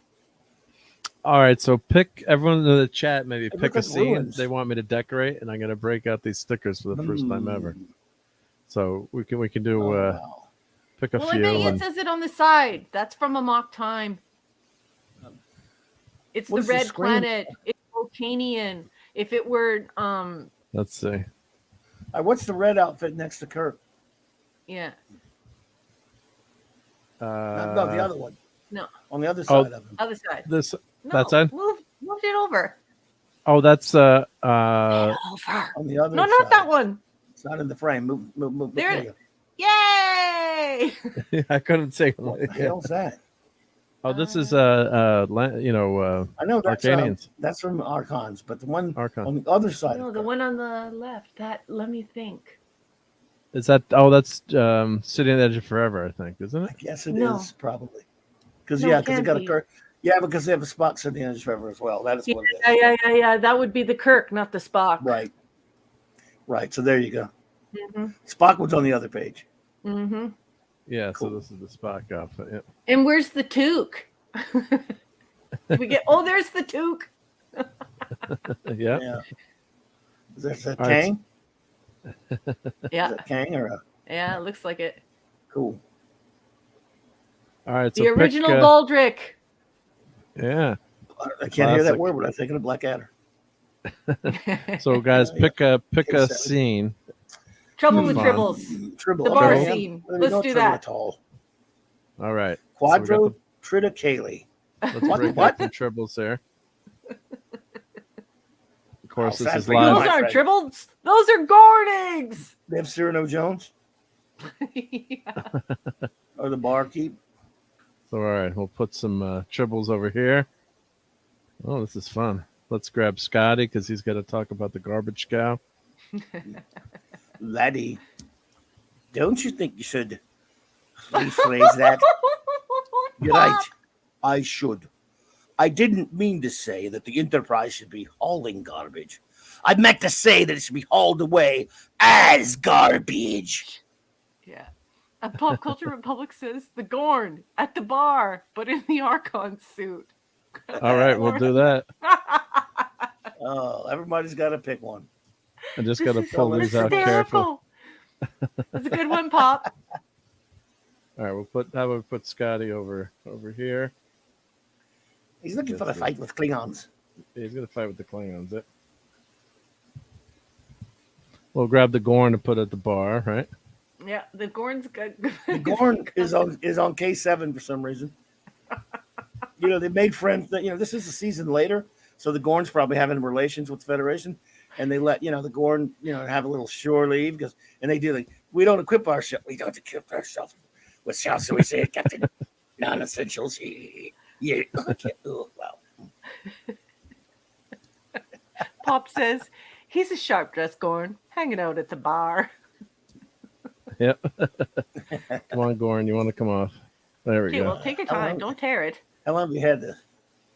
About 5 years. Oh, it's good. Yeah, it's good. I'm just surprised they make something based on real track with this kind of thing that you usually make for these sticker things you make for kids and stuff. Be They careful. think kids would want it. They only really Trek fans would want this. Be careful, please. Oh, I'm trying. Yep. Do you have a little pair of scissors? Because I think the head's attached there and you don't want to pull on it or you're going to pull on Yeah. the plastic. Oh, Yeah, oh, he's a trained professional. oh. Be careful. Look, get a pair of scissors. Shin kicks. Let me get my Oh, loop. Hold Yeah, on. go get a little tool, a little razor or something. Don't chop your finger off. Yes, Hey, exactly. Apollo Me. Chris Persia. Hey, Apollo Apollo Me's minion. is here. And, well, And the pupperoni, the greatest truck dog. The pupperoni. We're having pupperoni. good to see you. A little minor surgery. Hail. AM and Pupper. Okay, so corn has been freed. Corn. For some reason, the corn has made its way to Space Station K7 for some quadro triticale.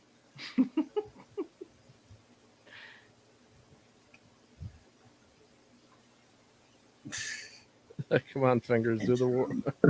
There we go. There we go. Put him at the bar. I didn't mean to say that the Enterprise should be hauling garbage. I meant to say the old way. It's garbage. Yeah. No, a little higher. Get him at the bar. Okay. Yeah, there you go. Scotty's gonna punch him. He's huge. He's a big dude. God, yeah. Oh. Let's just move the tribbles over just a little bit there. Remember, Duhan didn't like the corn. I say when in an interview, he complained about it. He didn't like stories about 6 foot tall lizards that could speak English. But it's a great story, though. But he said that, though. Of course. Okay, He's so I wrong. think We still love him. Yeah. we got to grab the Klingon, right? So So it looks like the anime. It makes me. I'm hearing animated series music. Like,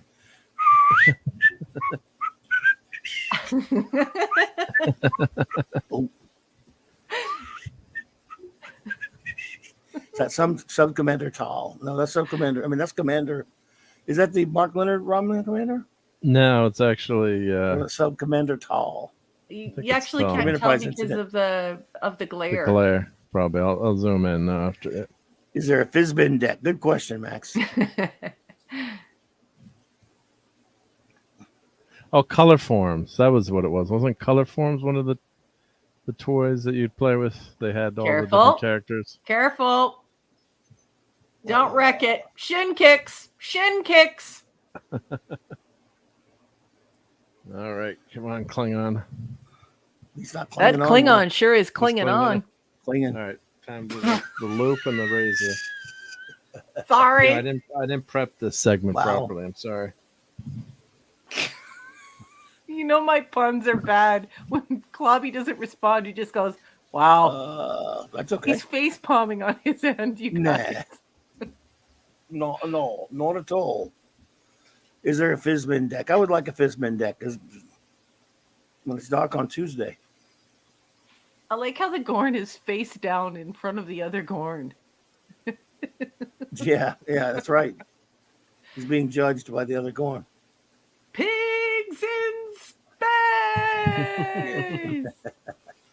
That Gorn. We got everything on this show. Gorn down! Gorn's kinda- Gorn down! Going That down. Gorn's- Oh no! That Gorn's a little one-dimensional. Got to fix the Gorn What now. a one-dimensional character. Yeah, That's he's Gorn. flat. The He's Gorn. kind of Yep. flat. Put him in sick Going bay. go- He's going Gorn. You put the Gorn in sick bay. Kirk, you shot me. Yeah. Where did it go? Head. What are you looking Come for? on. I'm looking for. There we go. Yeah. We're back. Dun, dun, dun, dun. They moved all the tables out so they could fight. Yes. This is Scotty's arena. He's going to drink him under the table. He will. And Kang's like, what am I doing in this episode? Yeah. What's going on? Yeah. Let's see if I. Zoom Why am in. I here? I'm not until next season. Sure looks like Kang. I'm in. Yeah. That looks like He's Hank. not Korak, though, for sure. Look at those He's not cheekbones. happy. He's not happy though. Triples do not like Klingons. No. Max says, can we get some Kunut Khalifi music from a Mark time going? That'd be cool. We got to, of course, get some more tribbles in here. So let's see. What did these say here? I'm a Dr. Jim. Fire. Dad, man. Shh. Fascinating. How do we want to? Should I grab Spock in this scene? No, because he just would have put everybody to sleep. We've been neck pinches all the way around. We'll give Scotty some tribbles here to give to the Klingon. And now, boys and girls. I'm thinking very juvenile thoughts right now, like that we could make the tribbles, those little single tribbles that you have, coming out of the Gorn's butt. I'm a child right now. I'm going to be quiet. Well, the Gorn has got to have some tribbles too, right? Of course. You betcha he's got to have some tribbles. Gonna have some right now. In the middle of the bar.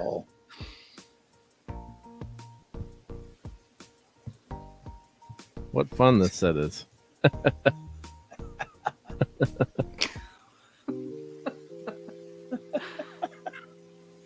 Oh my goodness. So you get everything on the Clubhouse. All right, Yeah. have it. We gotta put the garbage scow. Let's see if I can get the Enterprise off. Oh, Max! This is not rich. Oh, wow. Whoa, you went there, Max. You went there. It's terrible. I can't see the chat, so Okay, be careful what you're Look at that. doing there. You see what Apollo said? I have a short video that has, wow, 1.4K views. She has 28 subscribers. That's crazy. Oh, wow! way That's to go. nice. Of course, I That's don't the understand. You think they would power be of the nice enough truck to dog. subscribe. Yes. Yeah, everyone's But some people subscribed. don't. Yeah, but a lot of people don't though, because they don't want to make an account. Well, that's It's true, true. right? Yeah. Okay, don't wreck it. If you have to apply pressure, be careful. Don't cut towards yourself. I'm good at cutting. That famous last words. Yep. Be careful, please.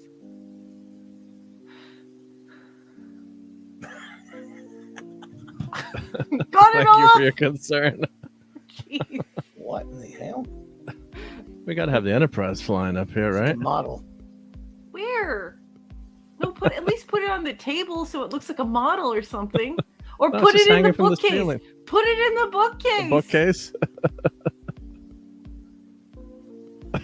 An invisible track the Ripper. Poor Scotty as he becomes traumatized and killing someone as he was holding a knife. Well, Should I yeah, give he is sort of that, an invisible Jack the Ripper. Yes, he is Jack the Ripper. So yeah, Chekhov was there, right? Give Scotty the On the foil. bar fight. Give Yes. Scotty the foil. Thank you, Oliver. Okay, give Scotty the foil. Okay, after I Give get Scotty the foil. after I get Chekhov out. Come on, Chekhov. Ow. Oh. I never forget. And a O'Hara was there face, too, right? Mr. Not in the fight. Chekhov. She was there earlier. She was there earlier, but she was not in the fight. We'll put Chekhov in the middle here. Hey, we're the monkeys. People say we monkey around. And we got to give him some. I'll give Scotty the foil next. But we got to give Chekhov a few tribbles too. That'll be no trouble at all. Everyone's hearing all of our weird, super inside, super Star Trek references. Yeah. Yep. Well, that's pretty damn cool. It is cool.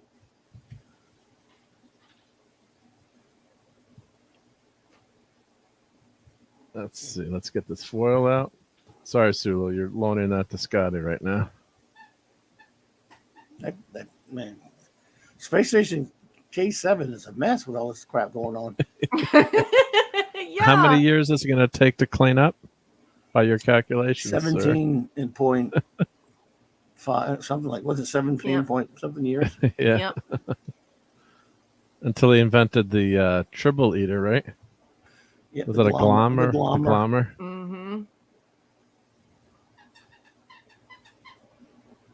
All right.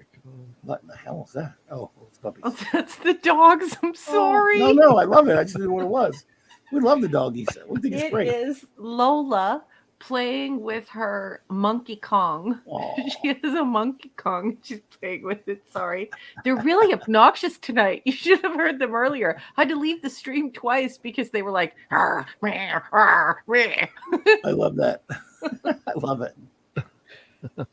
Who are Wow, you calling a garbage scow?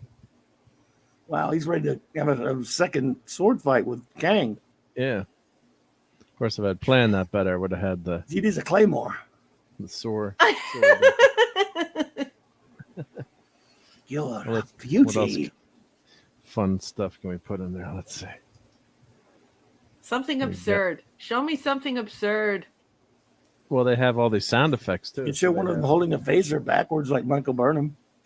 Oh, yeah. Good. How about making the tribbles say "aye"? There we go. So I'll grab the tribbles. These tribbles seem to come out good. How about kaboom? No. Kaboom, the key atomic benefits office of mankind.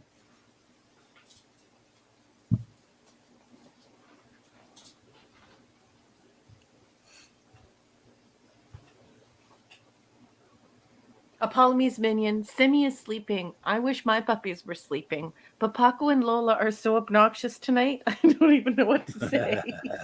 We love them. We love the puppies. Should we get Landra on the action? Yes. Yeah, might as well. Landra could use a drink. But he probably ordered Racnagino. He did. Oh, but there's no face. I'll have to put one of the That's one of his minions. They don't have a Landru? Yeah. They don't have Landru. It's one of his little bot things. I guess you could put his outfit over one of the characters, maybe.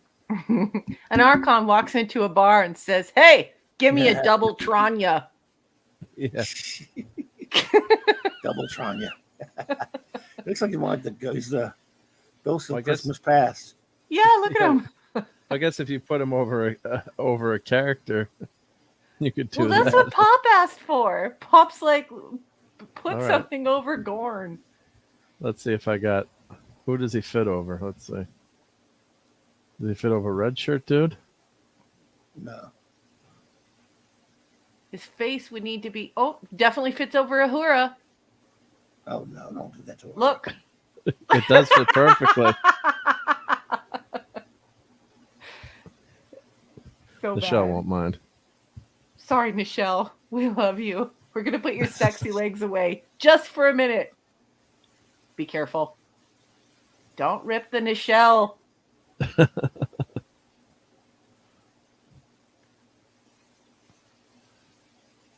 Aren't we exceeding I'm getting better at maximum this. occupancy of that room? I would think so, Kellel. I would think so, man.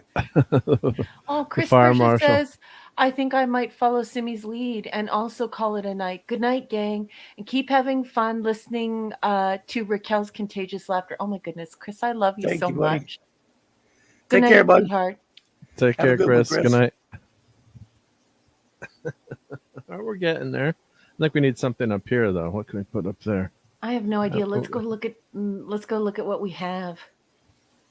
You did make the triple say kaboom. So we got this page with just another red shirt.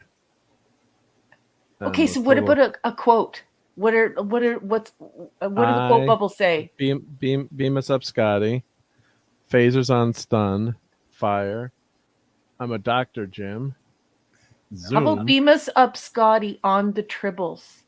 Oh, yeah, that works.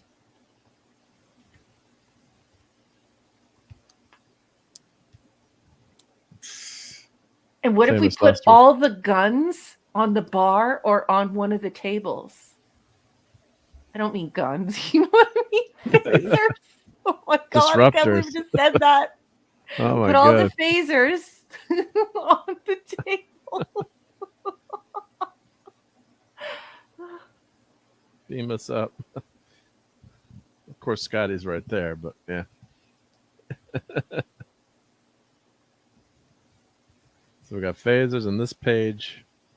We've That's a got phasers. lot of work. Okay, maybe not. What else can we put up there? Oh, they should give us more fun stickers. Yeah. Head War Factor 9. We got a little cool stickers. Fascinating. Almost logical. No, let's see. Do we have... We got to get Kirk in that scene, right? Or no? What if the Sulu? Gorn said fascinating?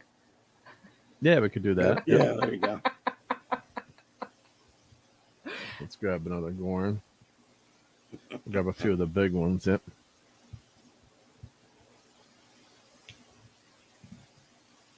And we'll grab the fascinating.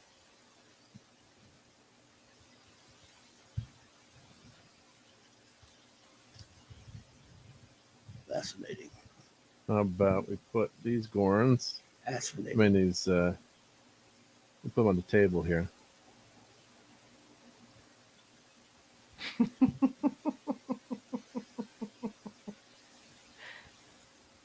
Ridiculous. It's fun. It's totally ridiculous. And so much fun. Fascinating. That's funny. We need something up here, though. We got to get something up there. We do have to get something up there, but there's nothing really to go up there. Let's see. What can we put up there? Well, we could put the ramen chip. No. That's just ridiculous, but that would be fun. I think it would fit up there.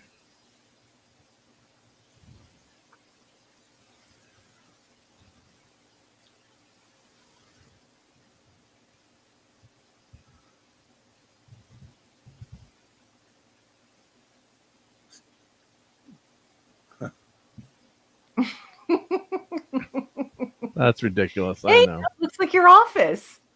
Yeah, it does look like my office. Yeah. And then we got to get something shooting out of that. I think there's something that, like a zoom. Here we go.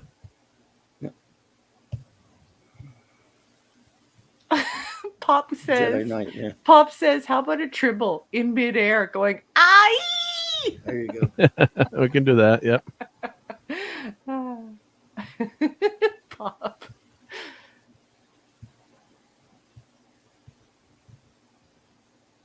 Oh, Oh, sorry, Tribble. I didn't mean to drop you. that's a great idea. That's how you fill up the space. Plus, it's hysterical.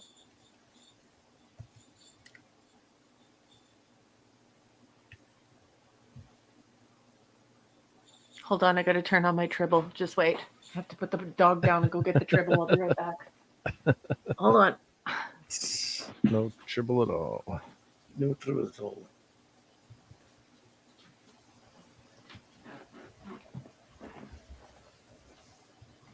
Okay, so do we want a happy tribble or do we want a tribble that's really upset?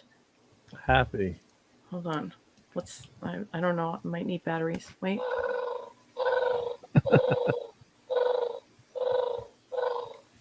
And then this is the licensed one, so it's like big and. Do you have adoption papers for that? I do. Hold on. Where's the button? Oh, there it is. Hold on. Now here we go.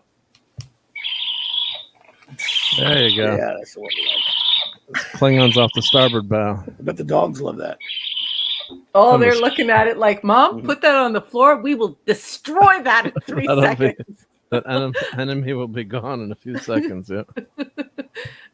If only the Klingons had Lola and Paco on their ship, everything would have been fine. Hold on, I gotta go put the tribble back. Don't drop it. Don't feed it.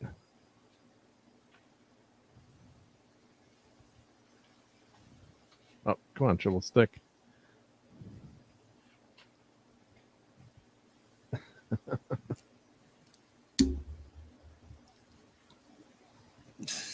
Too bad they don't have like a rock for the Gorn or something. Hmm? A rock for the Gorn to throw. Oh, yeah. He's not even in a position to throw anything. Yeah, it's a. Oh, this doesn't want to stick. Pop says, "Tribbles in space." Yeah, right. That was an excellent suggestion. There we go. That was our masterpiece. Yep. There you go. Great. It's wonderful. Have to take a picture of that, put it on Discord and Twitter. Yep. There you go. Too much fun. Yep. So I think this is, you can buy this book on Amazon if you Google it. Dave says, Pop Culture Republic, put Kirk kicking the Gorn in the nads. Isn't it nards? In the nads with Nads. He's like, wait, do Gorns have nads? Yeah, well, we find out.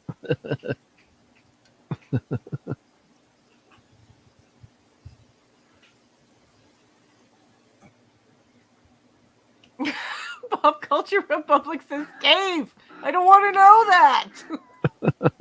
TMI. All right, well, this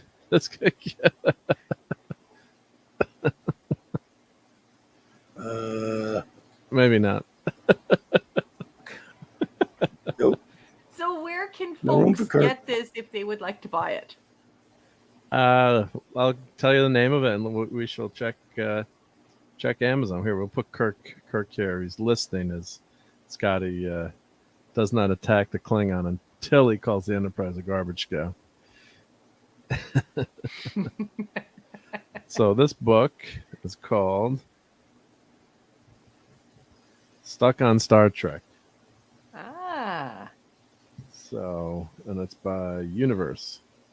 Features 70 reusable character and object Klingon stickers and 10 backgrounds.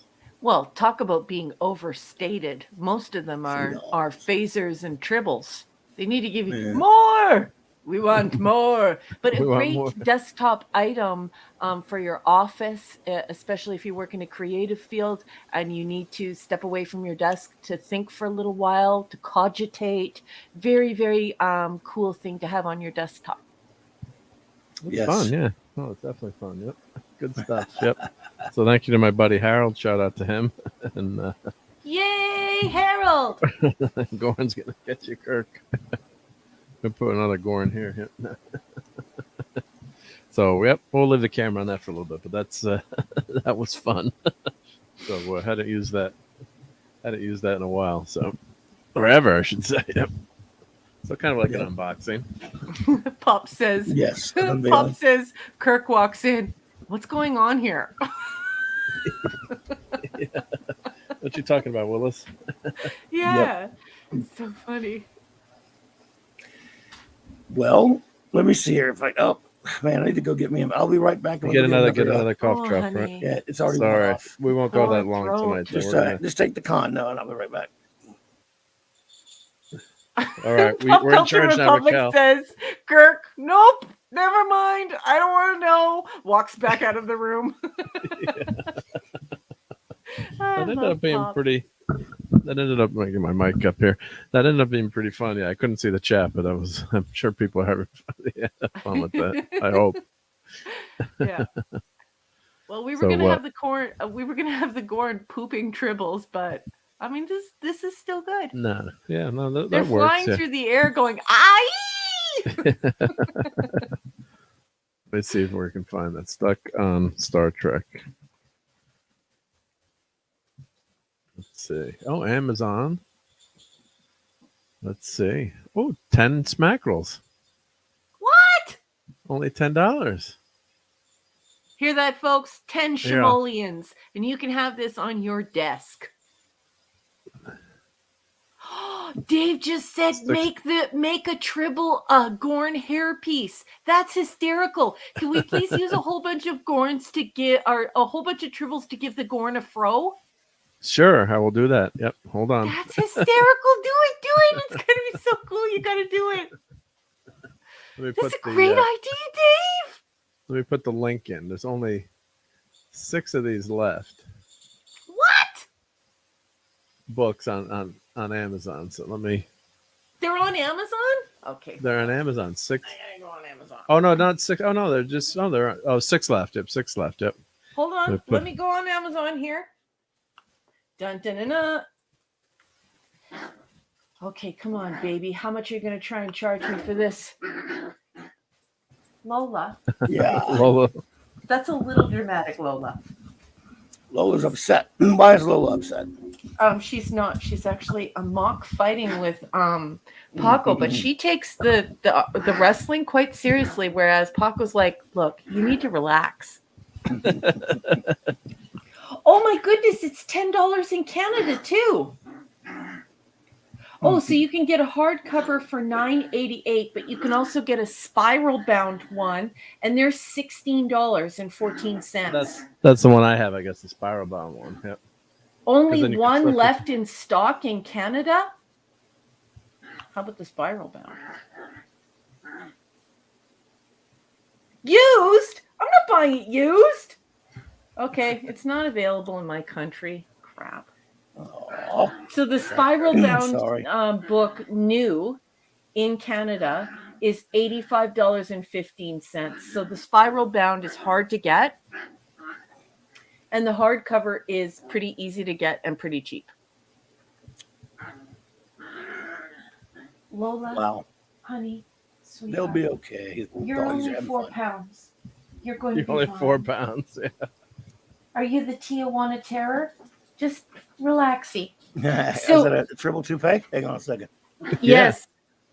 Hang on. I thought you were done. Well, I kind of wanted it more like all around his head, so it looked Okay. like a big fro. I think he would I look can cute. keep going. I can He'd keep have going. a tribble fro. No. Yeah, Pop Culture Republic, 1995 spiral bound in the U.S. But if you can find one new, you have to get it because most of the ones that sell are used. And right now, Amazon is advertising that they only have 4 new in Canada, and they're $85.10 each here for the spiral bound. But the hardcover is super easy to get.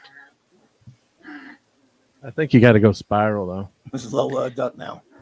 Lola, I gotta pick up Paco. I'll be right back. I'm just gonna mute Okay. for a second. I'm not going anywhere, but I have to pick up Paco or Lola's gonna shank him or something. Hold on.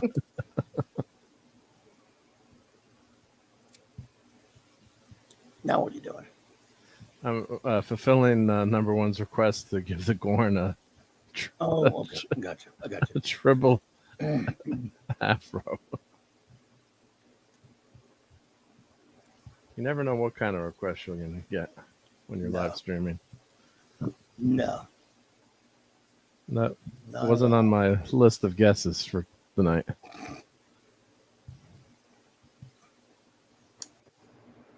Yeah, honey, that is that's the new price. Make them hold the phaser backwards. Or I'll do that next. Yep. Who said hold the phaser backwards? That's hysterical. Yeah, because Michael Burnham. Yeah, because Well, the she film is does so it. That's smart. funny. And she's so amazing that she could recalibrate the phaser to shoot the other way. Barf. Well, She did that off screen. That's you right. catch her doing that. Claude Parrish and Steve Mitchell. Remember, I had tons and tons of these tribbles. We used to sell them at comic shop, and we had tribble wars, throwing them at each other. oh man, it was so much fun throwing tribbles at each other. That's horrible. The tribble I wars. think the fully automated licensed one, I don't think that they have them anymore. I think they're selling for $60 American, but I could be wrong. You'd have to look. Prices fluctuate, like the block text for TOS. I believe that it's selling used for $95 now. So things go collectible, and then they're not collectible, and then they are collectible. But yeah, pretty crazy, man. It's really disappointing because I don't want anything except for the spiral bound, and the spiral bound is just out of my budget. It's way too much money. It's way too much money. Of course, that sucks. And they don't even have any in fine or excellent condition. Only good. And look at this, and you have to get it from Thrift Books in Baltimore. That's who's selling it right now. Wow. And 4 new from $85.10. That's being sold by Good for Readers. There's a place called Philly Mart where they want actually $98.15 for one new. Philly Books 21 wants $111.20 for one.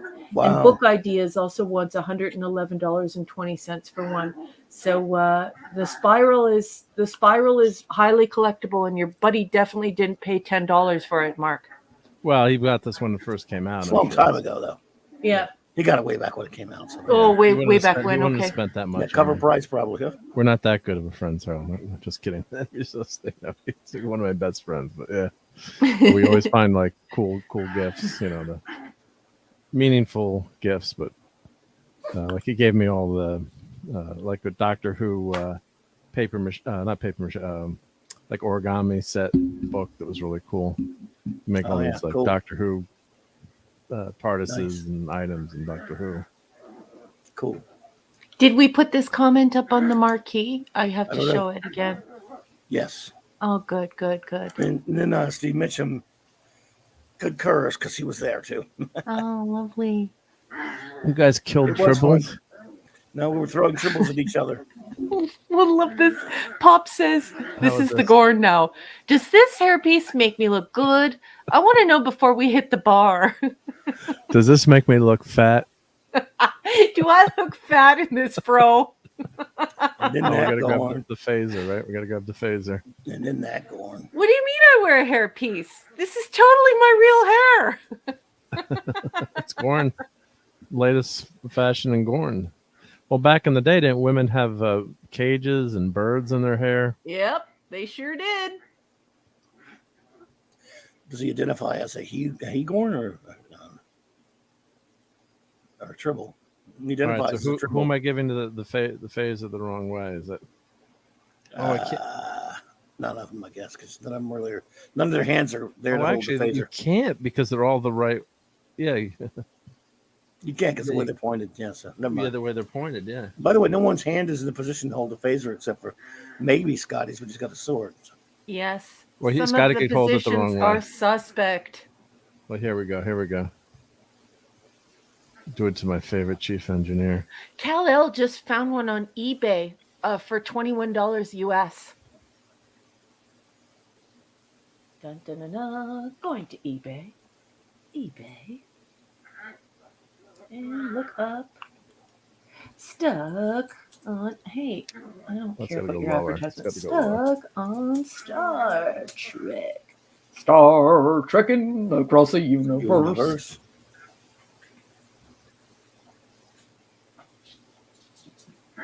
Holy crap and crap. And crap. What crap and crap. are you talking about? There we go. Kirk's got the sword. Kal-El is correct. They're stuck on Star Trek Klingon sticker kit with 10 backgrounds, $21 or best offer. I think there's a buy it now feature, but he wants $20 for shipping. Thank you, Dad. Shipping is Thank you, expensive. Dad, man. Dad, man, you and your wonderful family have a great night. Oh, Take care, Dad, man, Dad, man. plan. Good night. All right. How's that masterpiece look now? Oh, did you hear? Mrs. Dadman and Mr. Dadman have their own individual Twitters now. So if you're looking for Mrs. Dadman, she's got her own Twitter. Yeah. Cool. Excellent. Just so everyone knows. And good night, Dadman clan. My love to you all. Wow, the missus is going out on her own. She's striking out on her own. She's striking out. Yep. You allow that, Dad, man? Well, you know, she usually has competing, if not better, reviews of Star Trek than Mr. Dadman. Sorry, Mr. Dadman. It's just true. Sometimes she's like, yo, that's on fire.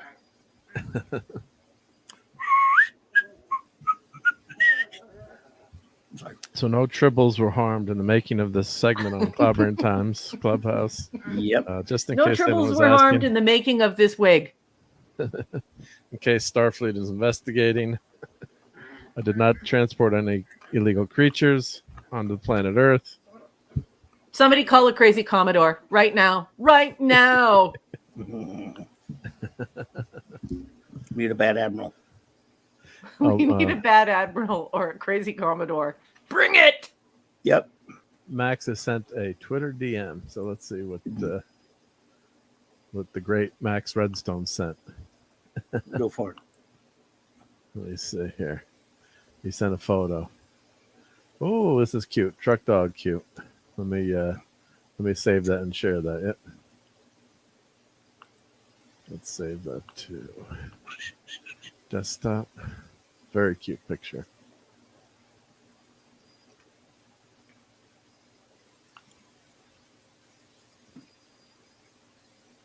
Well, not many of them anyway.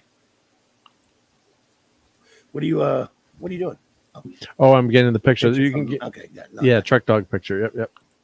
But I gotta save it, and I gotta, since it's from an iPhone, I gotta rename it. So let me do that. Yep. Let's go to the desktop here. It's a very cute No picture. Good tribbles job, were Mike. skewered for a kaboob. Yeah. How did tribbles taste? Just like chicken. Yeah. Why don't you skin them and fry them up? 2 for the price of 1 triple night. Yeah. I'll have them with the hot sauce and a little bit of ranch. This is We're a great horrible picture. people. We are. We're awful. What are you just pulling up? Oh, I'm pictures? just saving that. Yeah, so you can keep. Yeah, I'm just you gotta save the picture, and then actually I could just pull it over. I guess. Yeah, that's fine. No one can see anything. I'll pull it over, and I'll just make it full screen. There we go. That's why don't I just like engineers always trying to do something difficult and Look at the save it. puppy Isn't that dog. adorable? Oh, puppy. I love that dog. Oh, I love so that cute. dog. It's the cutest dog. Can we have Yes. her as the official mascot of the clubhouse? Yeah. Well, it Yes, can't be that's Lola. right. She'll assault everyone. Yeah. Got through the door. well, that's all. That of course is up to her mommy, Apollo. Yeah, that's true. Yep. Did you hear this? 2367. The year 2367. Tribbles replaced doggies in the Iditarod. And Hungry Boy says, Tabasco Tribbles. Oh, Nice. Mama.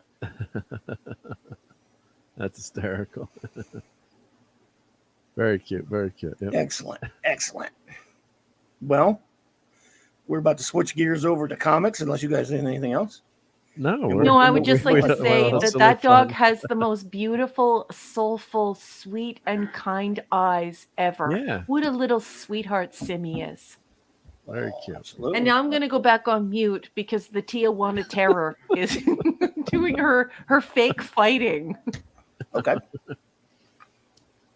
Well, everyone, as you know, a regular segment here on CLOBBY'S Clubhouse, because we like to bring you a little Star Trek, a little off the wall type science fiction stuff, and then we do a little bit of comic book stuff because we love comic book art here, and some of you as well. Or not everyone's into comics, but we are.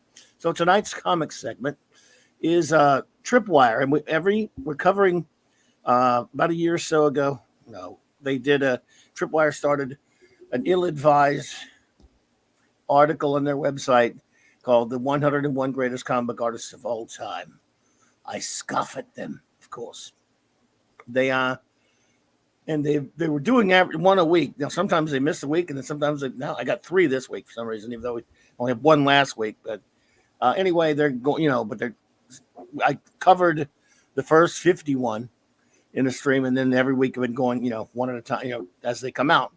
And some of the ones they have already it's ridiculous, as you all who have been keeping up with that know. So we have 3 tonight. And last week we were at 42, and that was Mike Zeck. Again, he's not better than a lot of the artists they put him before. I don't really mind him that much. But here's another example of someone there's a couple guys that are already on the list who are better than him, but this is a guy that's arguably a top 20er, and he's at freaking 41. Oh my gosh. And that is Jim Starlin. Oh wow. Jim Starlin at 41. What do you think about that, Hungry Boy? That's nuts. Let's see here. Well, I like Starlin a lot, but the problem is with the list is all the other where they've got other people rated. Yeah, but Starlin is way better than a lot of these guys that's going to be before him. Okay, I don't agree with the position, but I'd put him on the list. I'd put him probably in the 80s, maybe, be my guess. 80s. I'd have him in the 20s, man. You'd have him in the 20s? Yeah. Oh, he makes my top 25 list. Okay. I love Jim Starlin. I mean, look at this. No, I just But I'm just thinking of how many people they've got, above him that shouldn't be above him. He shouldn't be ahead of Perez, But 41, he shouldn't be ahead of Kane. He shouldn't be ahead of Ramita. There are people he shouldn't be ahead of, but I know they're going to have a lot of dopes that shouldn't be ahead of him either. Of course, his classic Captain Marvel, his classic Warlock. I mean, he's one of the greats. All right, so 80s is definitely too high. But I'm just trying to say he should be, relative 80s, to, all right. That's fine. You can have any opinion you want. No, but he probably, when I'm thinking about it now, that's because there's a list of basically what is 102 but no, I do like his art. But Max, they have been putting strip artists, if I remember correctly. Like how many people are really screwed up out of place on this list? Do you think there's a lot? At least 15 or 20. Well, I've got them all written. So I've got a list of all the ones that are way too low. I'm guessing just from memory, around 15 to 20 are in the wrong spot. Right now, at least 20 or 30 are way too damn low. Yeah. Well, and we're on 41 now. Yeah. I mean, he was just. But Starlin, could have been more prolific, perhaps. But he certainly is better than 41, but he's not better than Perez. So, I mean. Yep. I love his Dread Star, man. He did a lot of great comics. And, of course, he wrote a lot, too. He's a writer, and one of those that is a writer as well as an artist. And look at that. Good Lord. I mean, it's he co-created Thanos. Well, he actually added things to Thanos. He didn't really co-create him, but still he added to Thanos. Well, Starlin was always famous for the space sagas and anything outer space and cosmic. Right. And look at all the Marvel movies they're based off of this stuff. So right? That's 41. Oh, 101 total. Yeah. Okay. Now 40, I have every respect and love for him, so he's fine. Number 40 belongs on the list. I'm not, again, same deal. He's not better than a lot of the people that we get to that are on here. Same problem that we've been having. Number 40. Let's see here. And look, I love him. I really do. As soon as it pops up. He created the Thanos copters. It's Steve Mitchum. Well, actually, I'm not sure he created that, but he says he did. So I don't know. Come on. All right. Number 40 is Jerry Robinson. Now, again, certainly deserves to be on the list of 101, but above a Gil Kane or a George Perez, what is wrong with these people? Come on, let's take it. The site's even slower than me, so folks, sorry about that. Yeah, well, while you're saying that, they have a new Miracle Man omnibus, it looked like, coming out. Oh, I need to look at that. I need to check that. Yeah, it was in the article. Don't click on it now, but it was one of those, articles that show up. Yep. Actually, hello, Glenzer. Yeah, well, Glenzer, when Starlin left, it was Boo Lacey and people like that, but Zek did come on later, of course. But look, Jerry Robinson is a very important part of the Batman's early history. This thing's taking forever to load. Sorry.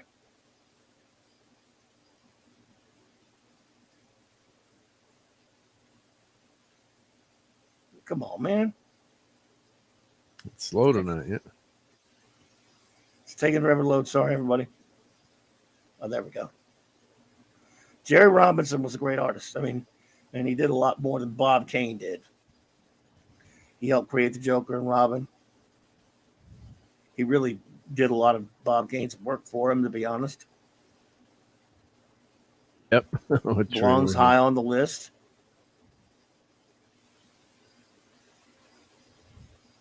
No question about it. So him being high on the list, I don't have a problem with. Over Gil Kane, over George Perez, I just don't think so. Not even really over Starlin, to be honest. I mean, but he's a great artist. I love him. I mean, Golden Age artists deserve the love. And finally, we have number 39. Number 39 is one of my all-time favorites. He belongs maybe a little higher. Maybe this is fine. Again, same problem. He doesn't necessarily belong above the guys we're talking about here.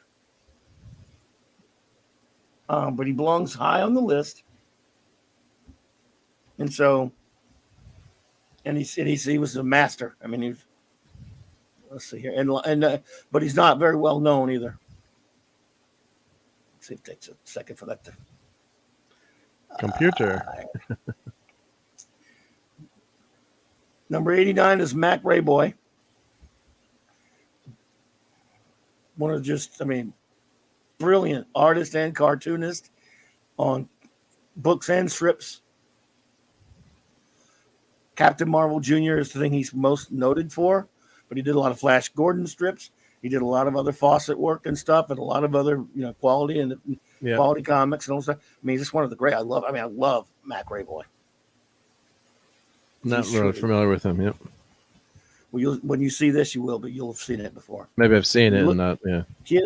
His work on Captain Marvel Jr. is unparalleled. In fact, that's part of why Elvis fell in love with the look of Captain Marvel Jr. and based on his look is all with his hair, with his hair, his hair and his outfit and everything. His outfit, yeah.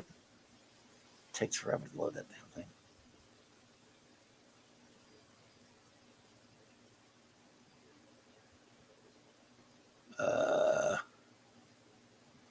Yes, Hungry Boy. There you go.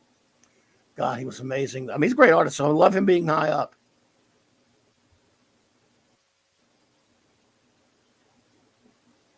Better get that off of there before we get in trouble. Oh, they got some. Come on, man. They had a Yahtzee thing. Yahtzee thing, yeah. Yeah. Of course, that was pretty common, all for the purpose of. Yeah. Mac was a genius. They look at that. That's that golden. Look at these beautiful covers. It's just incredible. Oh, that's beautiful, yeah. That is gorgeous. I really love that. Oh yeah, Almost looks painted. There's so many. Yes, it does have that quality. His work does have that quality. These covers are just. There you go. Wow, get in trouble for that one. Well, I always love this cover right here. Well, that's a cool cover. Yeah. Elvis Presley's favorite superhero. Green Llama. Flash Gordon strips. Yeah. Mac was the top one.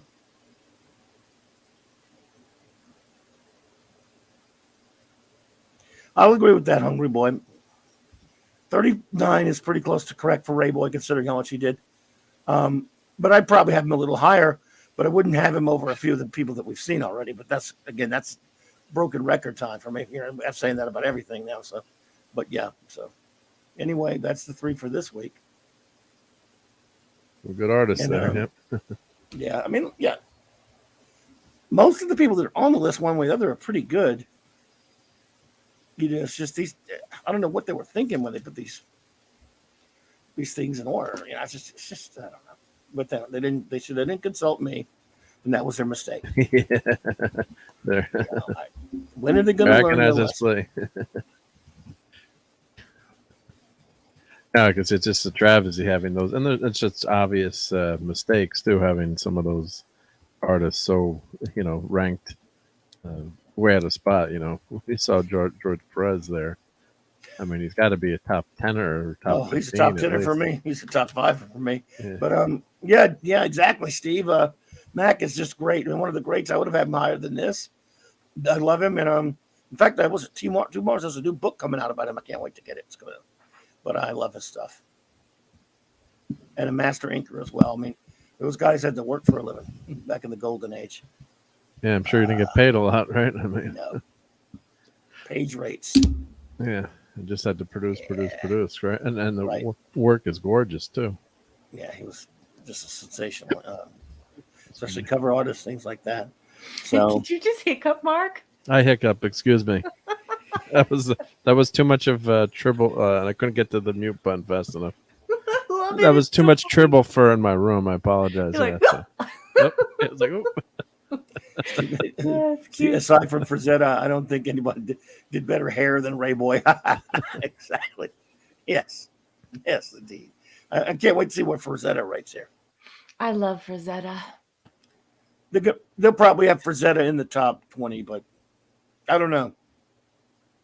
And the thing is, it'd be weird. Frazetta did a lot of comics, but not compared to some people. Yeah, he got out of comics. Mm-hmm. unless you call it working. He's doing books and album covers and things like that, from That's what where he made his everyone's big- telling me. Yeah, for the most part. Yeah, I mean, like I said, those usually work for Al Cap. Tough to count that. He came into his own as a fantasy artist for, again, book covers and all those other things. Yeah. So Yeah.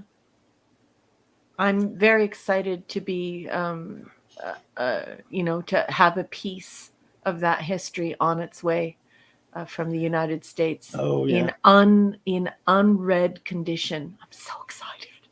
Awesome. Frazetta's amazing. He is, amazing. And it's like the way he draws is the way I imagine Tarzan when I was reading it when I was young. Yeah. I think I read it in we had a teacher that introduced it to us, but I think I read it in grade 4, grade 5. And that opened a whole world for me. And it wasn't grade 3. It had to be grade 4, grade 5.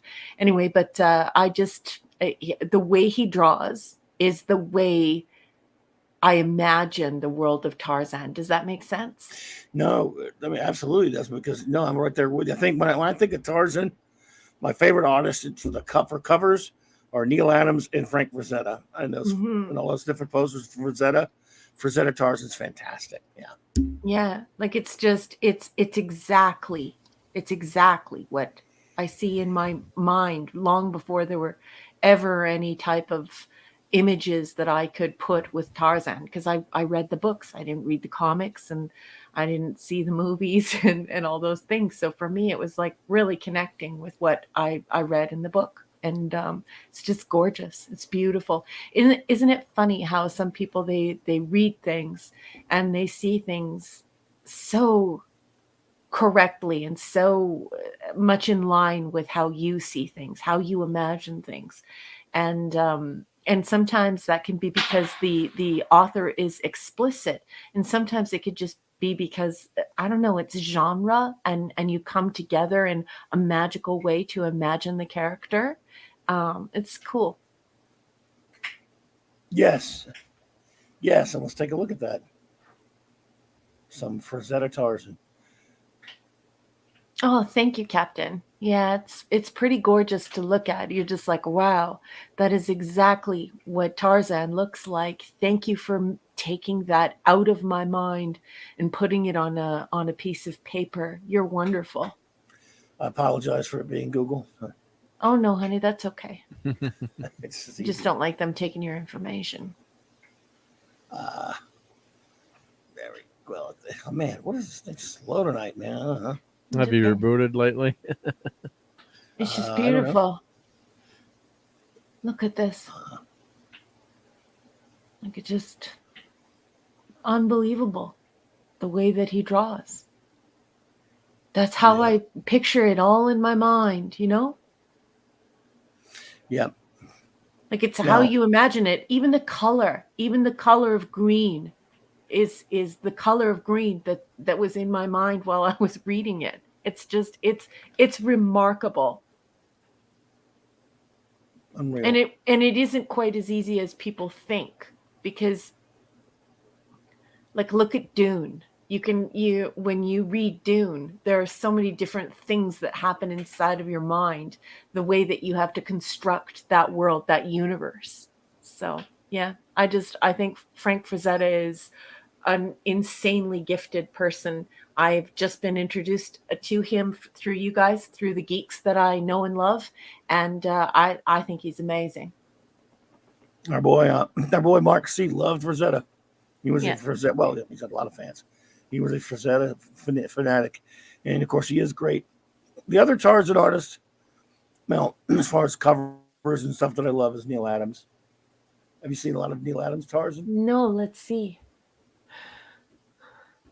There you go. I Right, Pop? I love his totally book agree, covers. Pop. Sorry to interrupt you, Clubby. It's all right. Just Pop was just complimenting the Frazetta art. Oh, I have seen Neil Adams. See that book? 1, 2, 3, 4. I've seen that version of that book. Oh, okay, Tarzan cool. Series 1. Oh, yeah. 498. I have seen that Nice. cover before. I love Adams Tarzan covers. What year is that from? Well, he did covers for the Tarzan books in the 60s and 70s, and he did a portfolio as well. Yeah, because I've seen that. Yeah. I've seen that one on the 4th in the list there. It's incredible. And he did that one. Neil Adams did that one. Then I have seen his art before, and his art is good. Would you please put up the Tarzan Series 1 498abooks.com used? Can you please make that the chief image? Which one? You're on 1. Go 2, 3, 4. Oh, 1, and Go then to the 2, right, and then 2 3, more. and then 4. Yeah, that's the one. Those are the books. Yeah, that I had. I probably still have a bunch of these somewhere. I think that's the one that I think that's like one of the ones that I've seen in my life. That might actually be the image that I saw when I was young. I'm not sure. I'm gonna pull up that image. Hang on. All right, honey. Let's see here. Yeah, right, Pop. I agree, Pop. And Steve Mitchum says, personally, I think that Boris Vallejo's Tarzan covers were the best. I like Boris. I mean, Boris was kind of ripping Frazetta. Frazetta did not like Boris because he thought it was ripping him. But I like Boris fine. I mean, I like. I mean, what year is this? I got to see. What year is this? Somebody tell me what year this is. I think this might be the original Gangsta that I read. This was 79 when these books covers came out, but it might be just a later printing. Yeah. Oh, JD Lewis says bedtime now. Good night, friends. See you Saturday, JD. Everybody. Good night, JD. Care, Thank JD. you for being here. Thanks for hanging out with us. Well, let's take a look at some Boris here.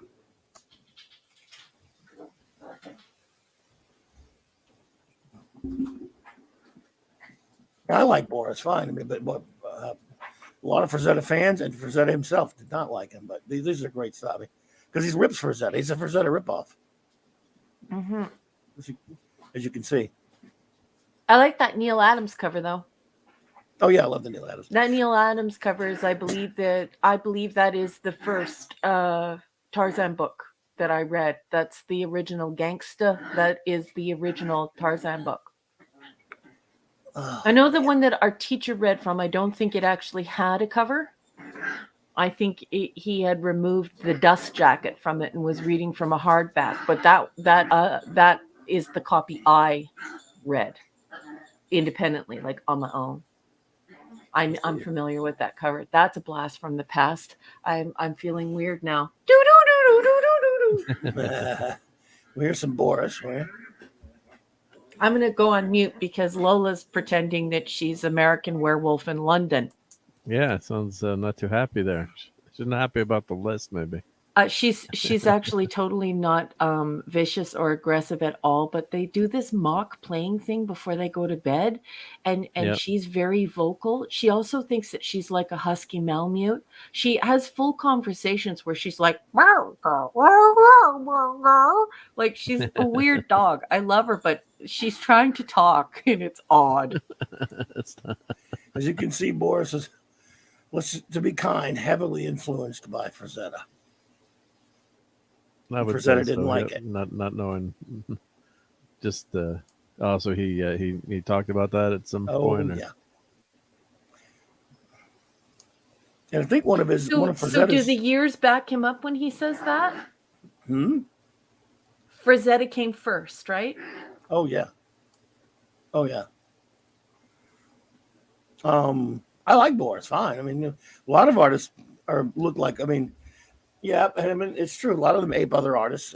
I mean, it happens. But it's obviously sometimes the artist doesn't like it when someone does it to them, but fans who don't know that at first and they see that work, and they might even later go, yeah, that work does look like so and so's work. Mm-hmm. But all I know is I enjoyed it. So yeah. And there's a difference. He has a cleaner style than Frazetta. I like Boris. I mean,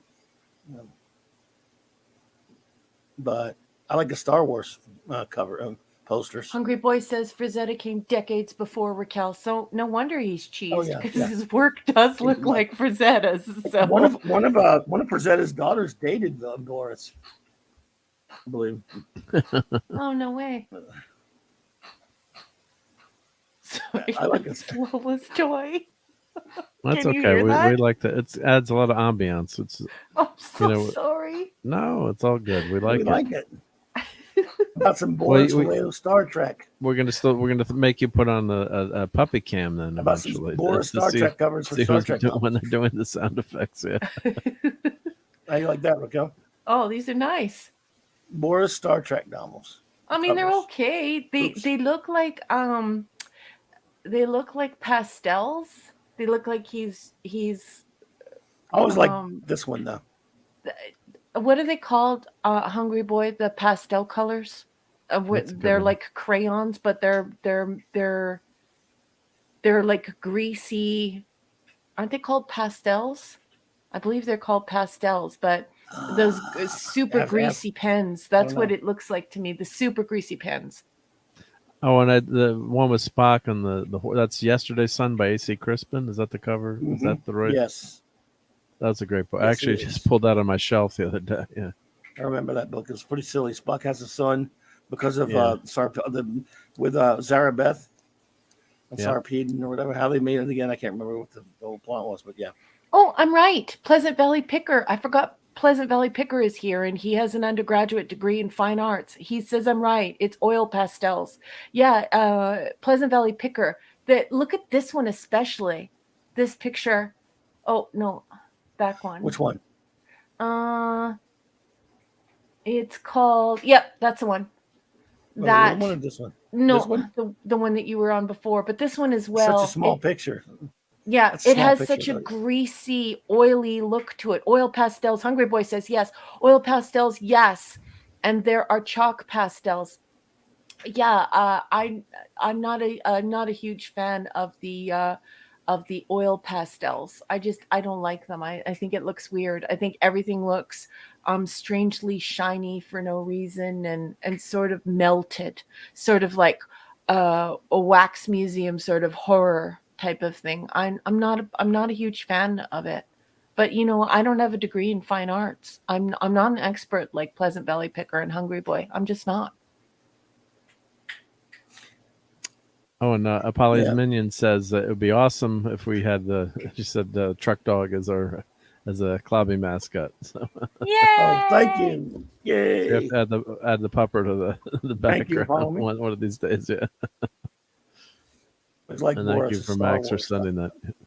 I always love Boris's Star Wars Coca-Cola posters. Remember these? And from Empire. Was that a gift send away? I had this. Yeah, I think so. I had some of these. Yeah, that's very cool. Yeah. Come on, Mom, please. You got to write a check for the postage and handling. We were selling some of these at the theater in 1980. Some of these was the Coke posters. Yeah. Yeah. For a while, they were selling posters. They're giving a lot of posters away. I have a nice selection of posters from the IMAX showings of all the Marvel movies, so they were giving away. And then you'd wait and till the guy wasn't looking, you grab 5 more. Extra. Nope. What? Well, they're just sitting there. You go the next day and there's 20 left, and I never sold any, but I got a ton of those posters. But then they stopped doing it for the most part. Yeah. I like how the scene's not even in the movie. Picture. Yeah. It's not even in the movie. Yeah, but it looks great. I have not watched this movie since it came out. Oh my God, I love it. When I saw it in the theater, that is a tauntaun, right? That is a tauntaun. Yay! Yep. I remember tauntaun. Your tauntaun will freeze before it hits the first marker, but I'll see you in hell. I have it memorized. I'm a sicko in this movie. It's if it's not number one, it's Superman 1. I mean, I go back and forth, but yeah, Empire is probably. I think it's the greatest movie ever made. I love it so much. But did you ever see the deleted scenes when they had the creatures attack the Wampas attack the base? Stupid in the special edition. Ugh. Yeah. Man, no, but I saw the original scenes that were before they were fully finished. Yeah. They didn't work though, yeah. But that's why they cut it, yeah. But, oh dear, that was a great movie. Yeah, oh God, that man, was awesome. Oh man, yeah. I lost track a long time ago. I saw it 15 times probably at the theater in 1980, but I've lost track how many times after that. I mean, I just don't know. It's pathetic. One or two, 3 or 4, maybe 5, one 6. or two. Maybe one or two. Yeah. Yeah. If I had to pick a movie I've seen the most, it's either that or Superman 1. I don't know. It's tough. Yep. You know. What about you, Raquel? What's the movie you've seen the most? Movie, not TV show. Oh my In goodness. the theater or just It cumulative? doesn't matter. All time. Of all time? But do you have any movies you love so much you watched a bunch of times? Yep. Definitely TMP. I've watched multiple times over my life. Well, all of the Star Trek movies. I've also watched a League of Extraordinary Gentlemen to like sick in the head degrees. Anti-Mame, I watched a billion times in my life. Which And one? for a family reason. The musical? For a family reason. Which one? Anti-Mame. Okay, I don't know that. The one. music. It's a school. musical, right? Old school musical. Yes.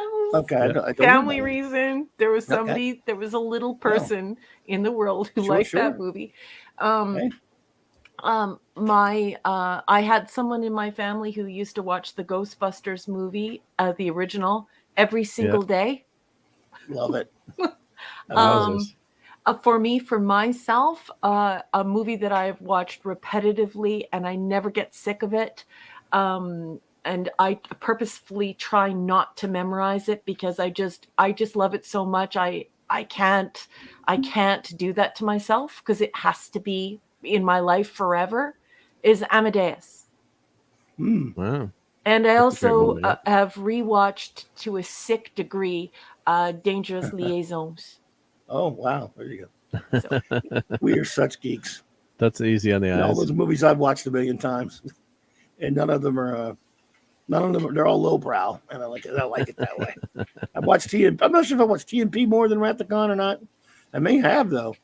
And of course, Trek 3 and all the Trek movies. Good God, I've lost count. There's too many times of at least 1, 2, 3, and 4, and 5, and even 6 to an extent. yeah. Just watched them so many damn times. Yeah. I don't know, man. It's got to be Empire and Superman 1. Yes, I never went to the movie theater over and over and over to see. Like, I never saw a movie 15 times in the movie theater. Oh geez, I grew up a very, very, very modest means, and when I say very, very, very modest means, I'm I'm underselling just how modest those means were. So not only would I never be able to see a movie multiple times in the theater at that time, it wouldn't be financially feasible. Yeah, so I probably A lot cheaper then, but yeah. Yeah, or you go to the matinee, or but like my dad growing up, he would say they would go to the movies on Saturday, and it was who the heck knows what it was, 20 cents. He was so old, or and or they would sneak in and out of the movie, as young kids. But I would probably say every year I watch Patton on November 11th. I've watched that. That's his birthday and I love Veterans that Day. movie. So that's one of the movies I've watched over and over. But I'd probably say Wrath of Khan would probably be one of the movies I've watched the most.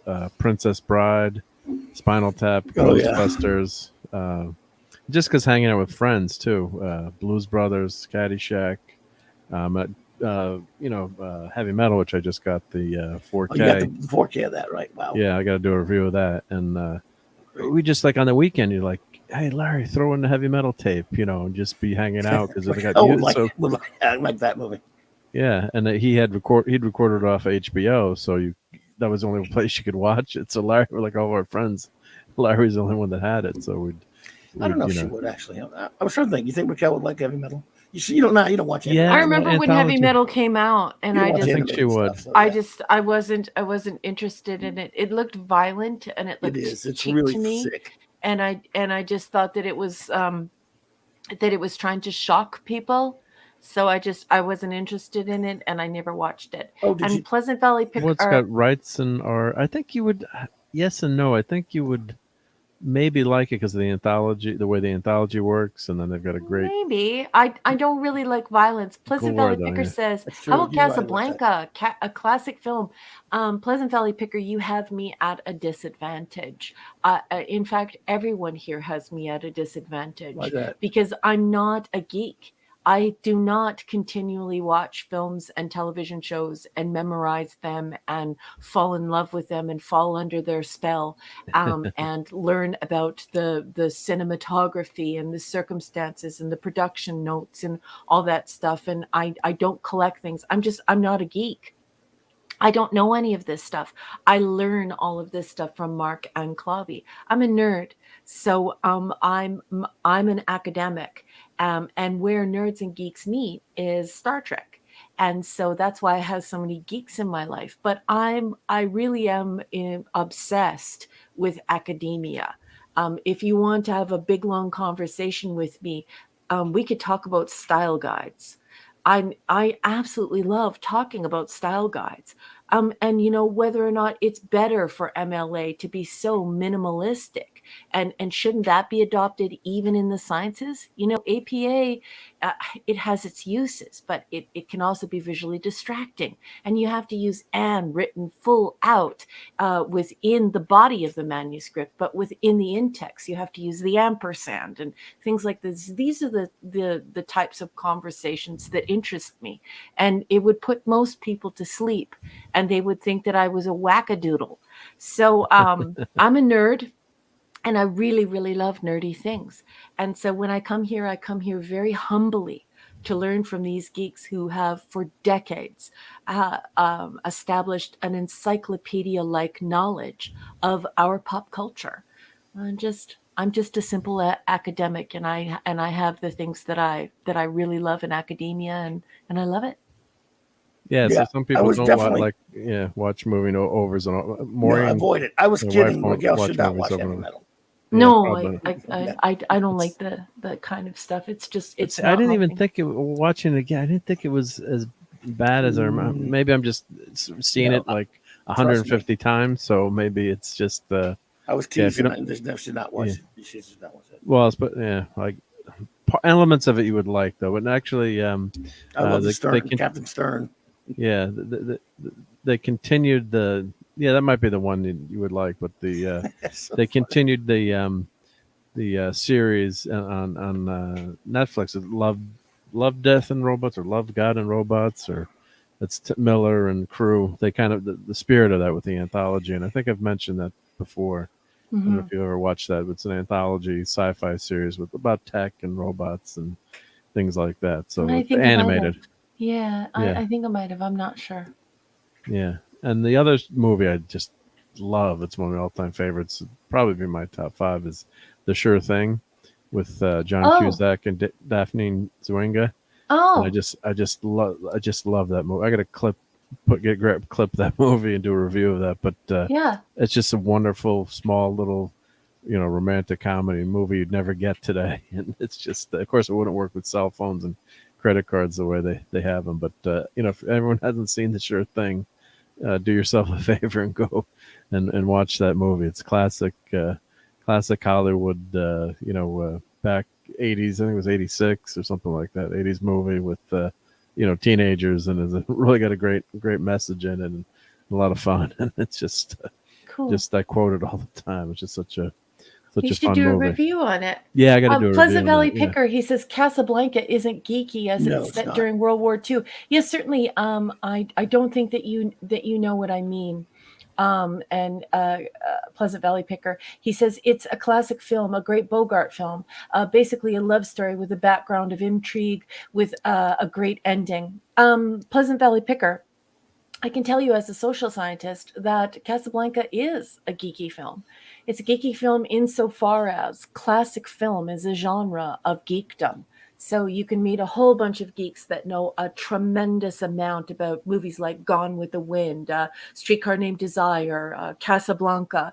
And not only do they know all the different names of everyone and all the different dates and all the different production notes, they can really, really, really geek out on it. And geeks are marvelous experts at film and television and production and cinematography and things like this. So certainly I have watched Casablanca. I'm quite sure everyone has watched Casablanca, but not to the same level geeks do. I believe it's the great Lord Doomcock who really, really likes classic film, and he tends to Yes, he geek does. out on classic film. And that whole genre of geekdom should be very respected because it, of course, crosses over into geeks who are theater geeks. So they know a lot about musicals. They know a lot about stage production and costume design and novels based on these plays, live action plays and musicals and musicals that have been made into film. So they could literally write you a dissertation on things like Singing in the Rain. So Casablanca is definitely now a geek film. It's a part of geekdom as an area of expertise in classic filmmaking. Good point. Yeah, yeah. It's not a traditional geek movie in the sense of it's a genre movie, but in terms of like exactly what you said, in terms of people constantly analyzing and talking it, and it's a part of the culture. And the funny thing is, to play it again, Sam, never happens in the movie. That's another Never says it. Yeah. fun. Never says it. So I remember watching it the first time. I'm like, but wait, when's he going to say play it again, Sam? Like, he doesn't say it. But I mean, that's entered the lexicon of English language. Everyone knows that line. Yeah. I love 20,000 Leagues Under the Me Sea. too. That's a great one. You know, the one that's underappreciated though, that was a Jules Verne film that nobody thinks about that I love just as much. That's Master of the World with Vincent Price and Charles Bronson. Ooh, I think I've seen that one. Yeah. 1960, great science fiction movie. I love it. It was based on his Robert the Conqueror books, and it's very similar to Captain Nemo in a sense. Robert's similar. He's just in the air. But Vincent Price is brilliant. Charles Bronson is brilliant. I love that movie. Love it. And Pleasant Valley Picker says, okay, Raquel, I get your point. I don't geek out on films. I just enjoy it as an entertaining film. Sure, learning about the details can be fun, but it's not my main focus. Yes, that's exactly it. That's exactly how I feel. And so do many regular people. But it's quite odd when you're around people who have almost an obsession with filmmaking. They can recall so many beautiful details, just absolutely wonderful details and obscure names. You hang around with Clobby for longer than a half an hour. And it was just like last week when we were talking about Frank Frazetta and we were talking about, I forget how we got on it, but he was like, look, this is the original gangster on Mars, John Carter on Mars. Wait until you hear this about this person. And he and Claude were able to recall the gentleman's name instantaneously. And so it's just, I find it remarkable, the entire geek culture. It is so distinct from nerd culture, and it's so wonderful. You get these people in a room and it's unbelievable the stuff that they're able to recall and talk about, and I just love it. I find it fascinating being around them. And was it Hungry Boy? Hungry Boy says, I've watched Jesus Christ Superstar more than 20 times. Yes. and cult films like Rocky Horror Picture Show and things like that. I've never seen that movie. Oh, I've never seen Rocky Horror Picture Show. No, you don't watch that movie. You go to that movie. Yeah. Well, I've never even watched it. I that is not in my taste for an experience. But somebody was talking about Much Ado About Nothing by Kenneth Braga, or I forget how you say his last name. Branagh. Brana, or Brana. Is it? Mm-hmm. Anyways. Branagh. it's We know who you 2/8. mean. Anyway, that's much more my speed. When they do an adaptation of a Shakespearean play into film, I absolutely love it, and I collect them. I just love it. And I have been going to the Shakespeare Festival for more than 25 years. So that's where I totally nerd out. Yeah, you don't watch Rocky Horror, you go to Rocky Horror. I got dragged to it in the 80s. Claude used to go there for years and years and years, and every Saturday night with that gang and do the performance and do all the crazy stuff that they dress up. Yep, all the rice and they'll all dress up and cut up during the theater during the movie and all that stuff. He used to be part of one of those groups. Tim Curry is so fantastic in that, and I fun. remember playing that for funny someone. songs in it. Oh, the music's great. Yeah, Music's great. And, the other, speaking of Jesus Christ Superstar, I was actually, as a kid, I was in Joseph and the Amazing Technicolor Dreamcoat, just a local yokel. So like, I know every song by heart. I love that the music. That's a great musical. And of course, then they had, they did a movie, and then wasn't it? Who did play Joseph? It was Donny Osmond, I think, played Joseph at one point on Broadway. I think we went to see it. It was actually pretty. It was actually really good. So.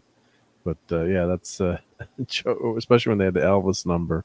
If anyone's seen that Broadway or the play, it's really funny. But then you could years later I forget everything. But if I hear one of those songs, I couldn't tell you the lyrics now. But I if that song starts going, I know every damn lyric. So, but it's musicals are a lot of fun too. Hey, Phantom Outsider, what's up? Hey, Phantom.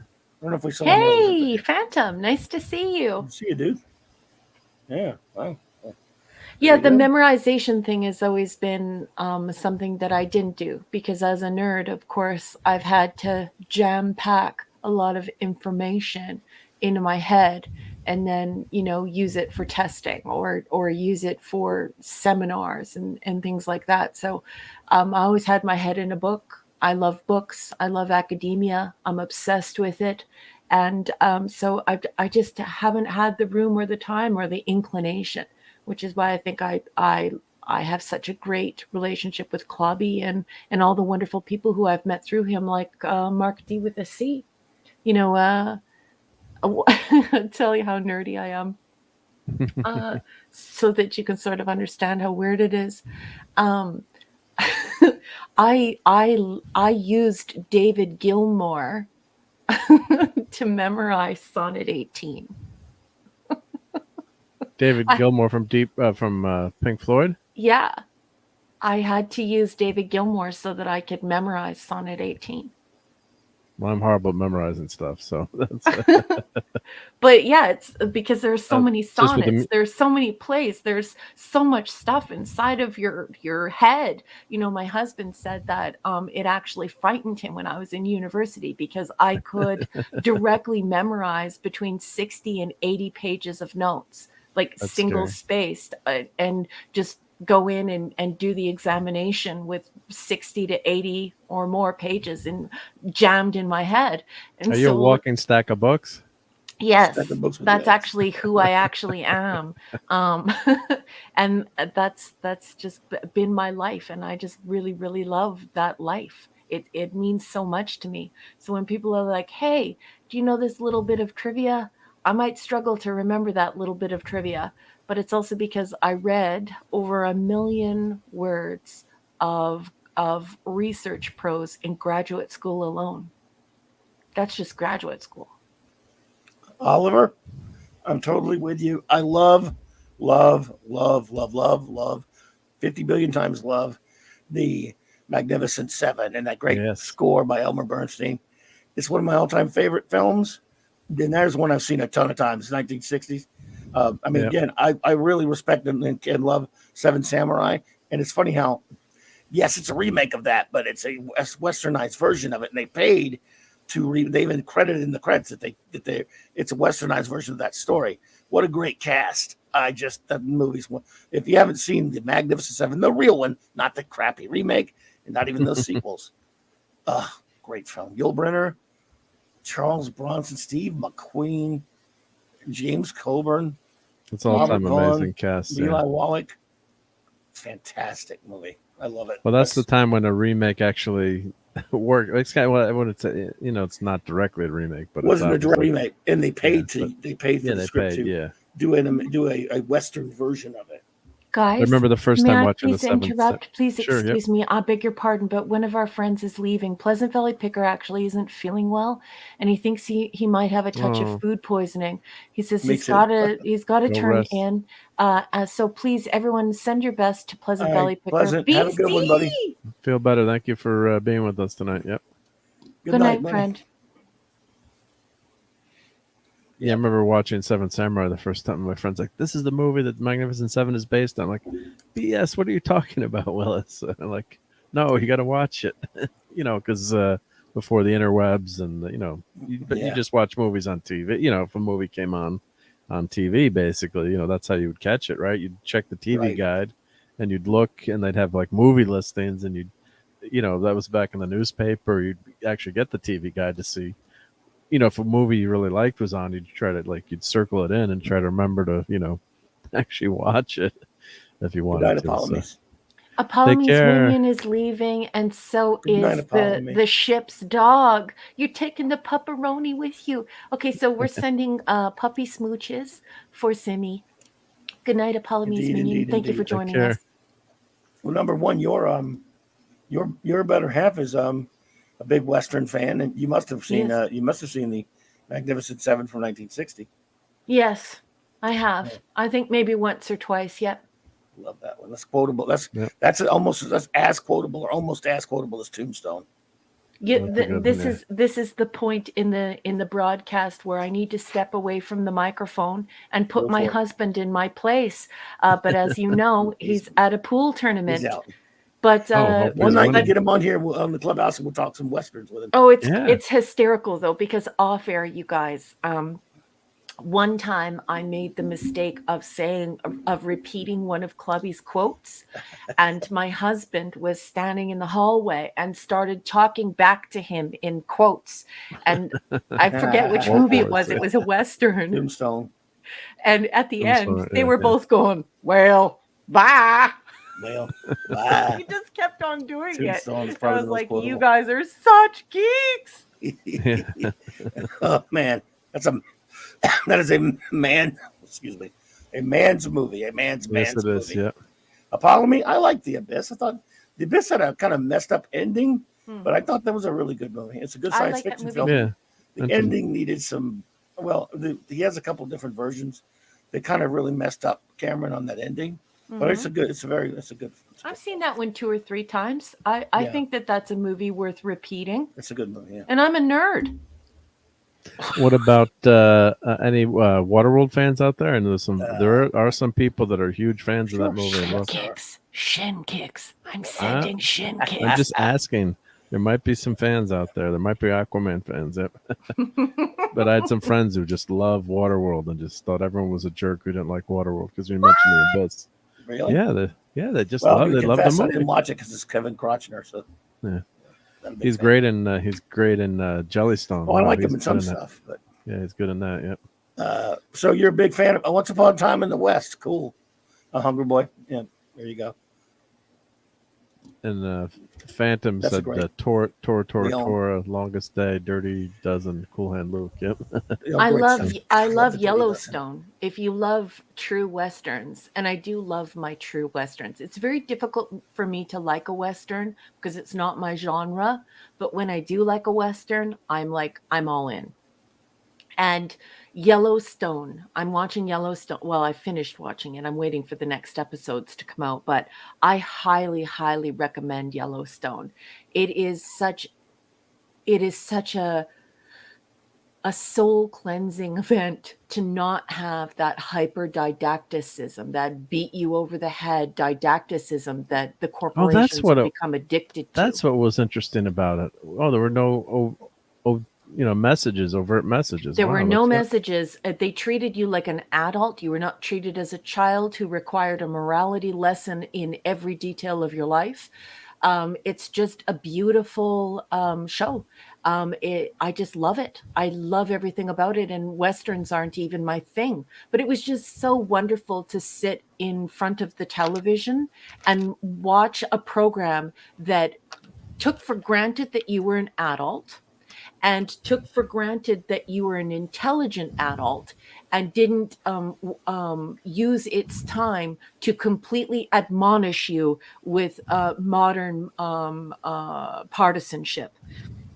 And so I just love it. It's a beautiful place to escape to. It is expertly written. It is expertly acted.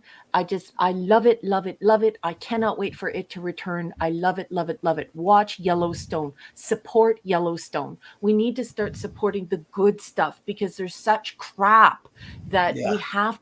we have to make our vote. And how we make our vote in these streaming services is showing up. And I'm telling you, everyone, you got to show up for Yellowstone. It's so good.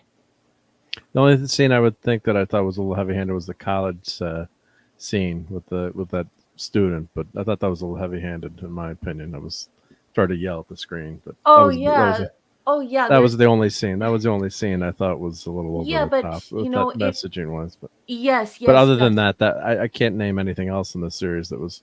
Other than that, I thought that was the only one I didn't. Well, I do like that they mention, like, I do like that they're not afraid to go to that place and say, you know, this is what's happening and this is what the college environment is like with this issue, and these are the way these discussions are going down. But then it leaves you alone. It lets you decide thereafter of whether or not, you know, it's effective and what's happening with her. She's a very frustrating character. You know, I'm not prepared to speak about Yellowstone directly right now, but I will tell you this. She's a very complicated and very, very frustrating character. The decisions she makes... Eat a little bit more, too. Just kidding. I was joking with the missus, yeah. Well, the decisions that she makes... Yeah. Oh, the crazy decisions, yeah. She makes the most ridiculous decisions that don't benefit her or her family at all. And her rationale is kooky. At one point, I was yelling at the screen. I'm like, you love him, so you're doing this? What? Yeah, that was me, too. Yeah, I've only finished the second season. And wow, that end of that second season was a doozy. Yeah, like you're screaming at her, but the thing is that's good writing because she is consistently that annoying through the whole series, where you're just like, this girl, what's wrong with her? Like, this is not third how and you fourth handle season continue. They're consistently that she's making those crazy choices, okay. Right? Whereas Beth is the bomb. I love Beth. Oh my God, Beth, she's crazy. Yeah, and Rip is like, I love Rip. Like, I'm not advocating some of the illegal things that Rip has done, but I'm telling you, I love Rip. This is Rip no is Ponderosa. This is no Ponderosa. No. No, it's not, but it's great. And I also really love the larger message that's being presented here, which is this idea of modern people being disconnected from their food, from being disconnected from the land, from being disconnected from nature, and building up this whole world where they don't understand where their food comes from and how they're treating all farmers, and how we're handling the food system. That's the overarching idea here. But it's never pounded down onto you. It makes you go, yeah, why are people acting like that? And so I really like it. It treats you like an adult, and you don't love everyone on the show. Some people you shouldn't, right? Yeah. No. And yeah, his wife, Monica, annoying. Consistently annoying and consistently makes the wrong decisions almost all the time. Yeah. See, not every college professor is a super smart in their decisions, right? Yep. Well, like, come on, let's get into it. How did she even get the job? So she only has an undergraduate degree, but she's Yeah. teaching in a university. Come on. Well, through her Also, she family didn't want to take the connections. Yeah. job because John Dutton got her the job because she didn't want to take out a handout from him. But she'll take over his house and she'll take the job with John Dutton. But then she quits the job or just doesn't show up at it because you never see her at the job other than those couple of episodes where she, you know, unloads on her class. So, Yeah. you know, Monica will frustrate the viewer, but it's kind of cool because she's kind of real in that way, because you're just like, you are an annoying human being. Well, that's what good writing does. You know, when you know, we love Star Trek, or the characters are believable. So, you know, you might not, you know, like every character, but you shouldn't, you know, there should be annoying traits, because we all have annoying traits, and you know, we bug each other. I'm sure I say things that drive people nuts, and you know, you like saying them, and then, but you know, that's what makes it, you know, more realistic or more heartfelt. And yeah, I was surprised at how violent Yellowstone got too. Yes. And I was expecting, you know, more like, you know, a Ponderosa, you know, type ranch scenario. Like, whoa, is this a Sopranos, or is this a Western? Definitely So, had we to shouldn't cover talk my too much. eyes. We shouldn't talk too much, but the missus and I have been enjoying it. So we just finished the second season. So, I but love yeah, it. how that, and it's been a huge hit though, which is great. So It's incredible because it's like they made an old school Western, but they plopped it in the middle of 2021, 2022. yeah, And it showed you that there are places in the United States, there are places in Canada, there are places all over the world where people are living on these multi-generational farms, and they have to fight to keep their land, and well, it's yeah, because of the showing their taxes, struggle. Yeah, against and the against tourists, against people who feel like they own the whole world, they own the land, against corporations. It's such a great show. oh Everyone yeah, the has to one watch scene Yellowstone. where it's not really spoiler, but there's a scene where there's a bunch of tourists from China, and there's a grizzly bear, and they get off the tour bus, I guess, was going from the casino to stop to look at the bear, and then the main character is John Dutton, Kevin Costner, gets out with a shotgun, and he's telling the people, he's like, it's not, you know, What are it's you not Winnie the doing? Pooh, basically. What are you, crazy? What are You you know, he's not doing? friendly. You know, they're right near the, but he This looks isn't a fine. zoo. Yeah, and he's like, and then he shows his badge, because I guess he's a lot, you know, he's a livestock commissioner, so he is part of law enforcement, and he's showing the badge to them, and he's like, and I own all this. I own from the mountain to here, and the guy's like, well, the guy's like, one person shouldn't own all this stuff, and then he shoots the gun in the air, and he yells at him, he's like, this is America, we don't fucking share our land. You know, so it was a great, you know, great scene, you know, just Yeah. showing, you know, whether you agree with it or disagree with it, but it was just true to his character. But He's the like, most this is important mine. thing is that you get to decide whether or not you agree or disagree with it. Yeah. And that's the most important thing. But one of the reasons why in editing and in writing, when you take it in university, you learn why hyperdidacticism is bad. And didacticism is just, by definition, is over moralizing or becoming an instrument of instruction. Is it's usually used by religious institutions, or it's used by teachers for children. And so that hyperdidacticism can be very off-putting to an adult who would like to just consider the evidence and make the decision for themselves. And so Yellowstone is one of the few modern shows, and I don't watch television.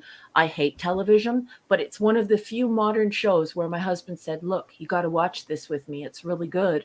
Where I sat down and said, wow, this is great. He's right. Yeah. I get to be an adult. Nobody is admonishing me. Nobody's scolding me and telling me that these are the morals and ethics, and this is how I should view things. And aren't those people who don't think like us terribly bad? Because I don't like that. That's infantilizing the audience, and it's ridiculous. I don't even know how they get away with it. I don't think they're going to be getting away with it for very long. The corporations are currently addicted to it, but people absolutely hate it. and I'm not ragging on religious people, because I have the utmost respect for religious people, but we actually had to remove didacticism before in our literature, because before in lit, you could not read something unless it was, sort of approved or written by a scribe or a Pharisee. And so we took that back. And when we did certain things, including making the printing press, we took that power back. We said, no, we're gonna write our own stories here. Not everything has to be religious. Let's tell some different stories. And so when I see the corporation doing this, they're acting like the scribes and the Pharisees did, sort of seizing hold of pop culture and saying, look, we control this. We're going to use this as an instrument of our design. You must look at the corporation as your moral, ethical, and social compass. We're here to mold your behavior, inform your morals and ethics, and shape you. And nobody should be allowing a corporation to do that to them. That is ludicrous. That's insane. Yeah.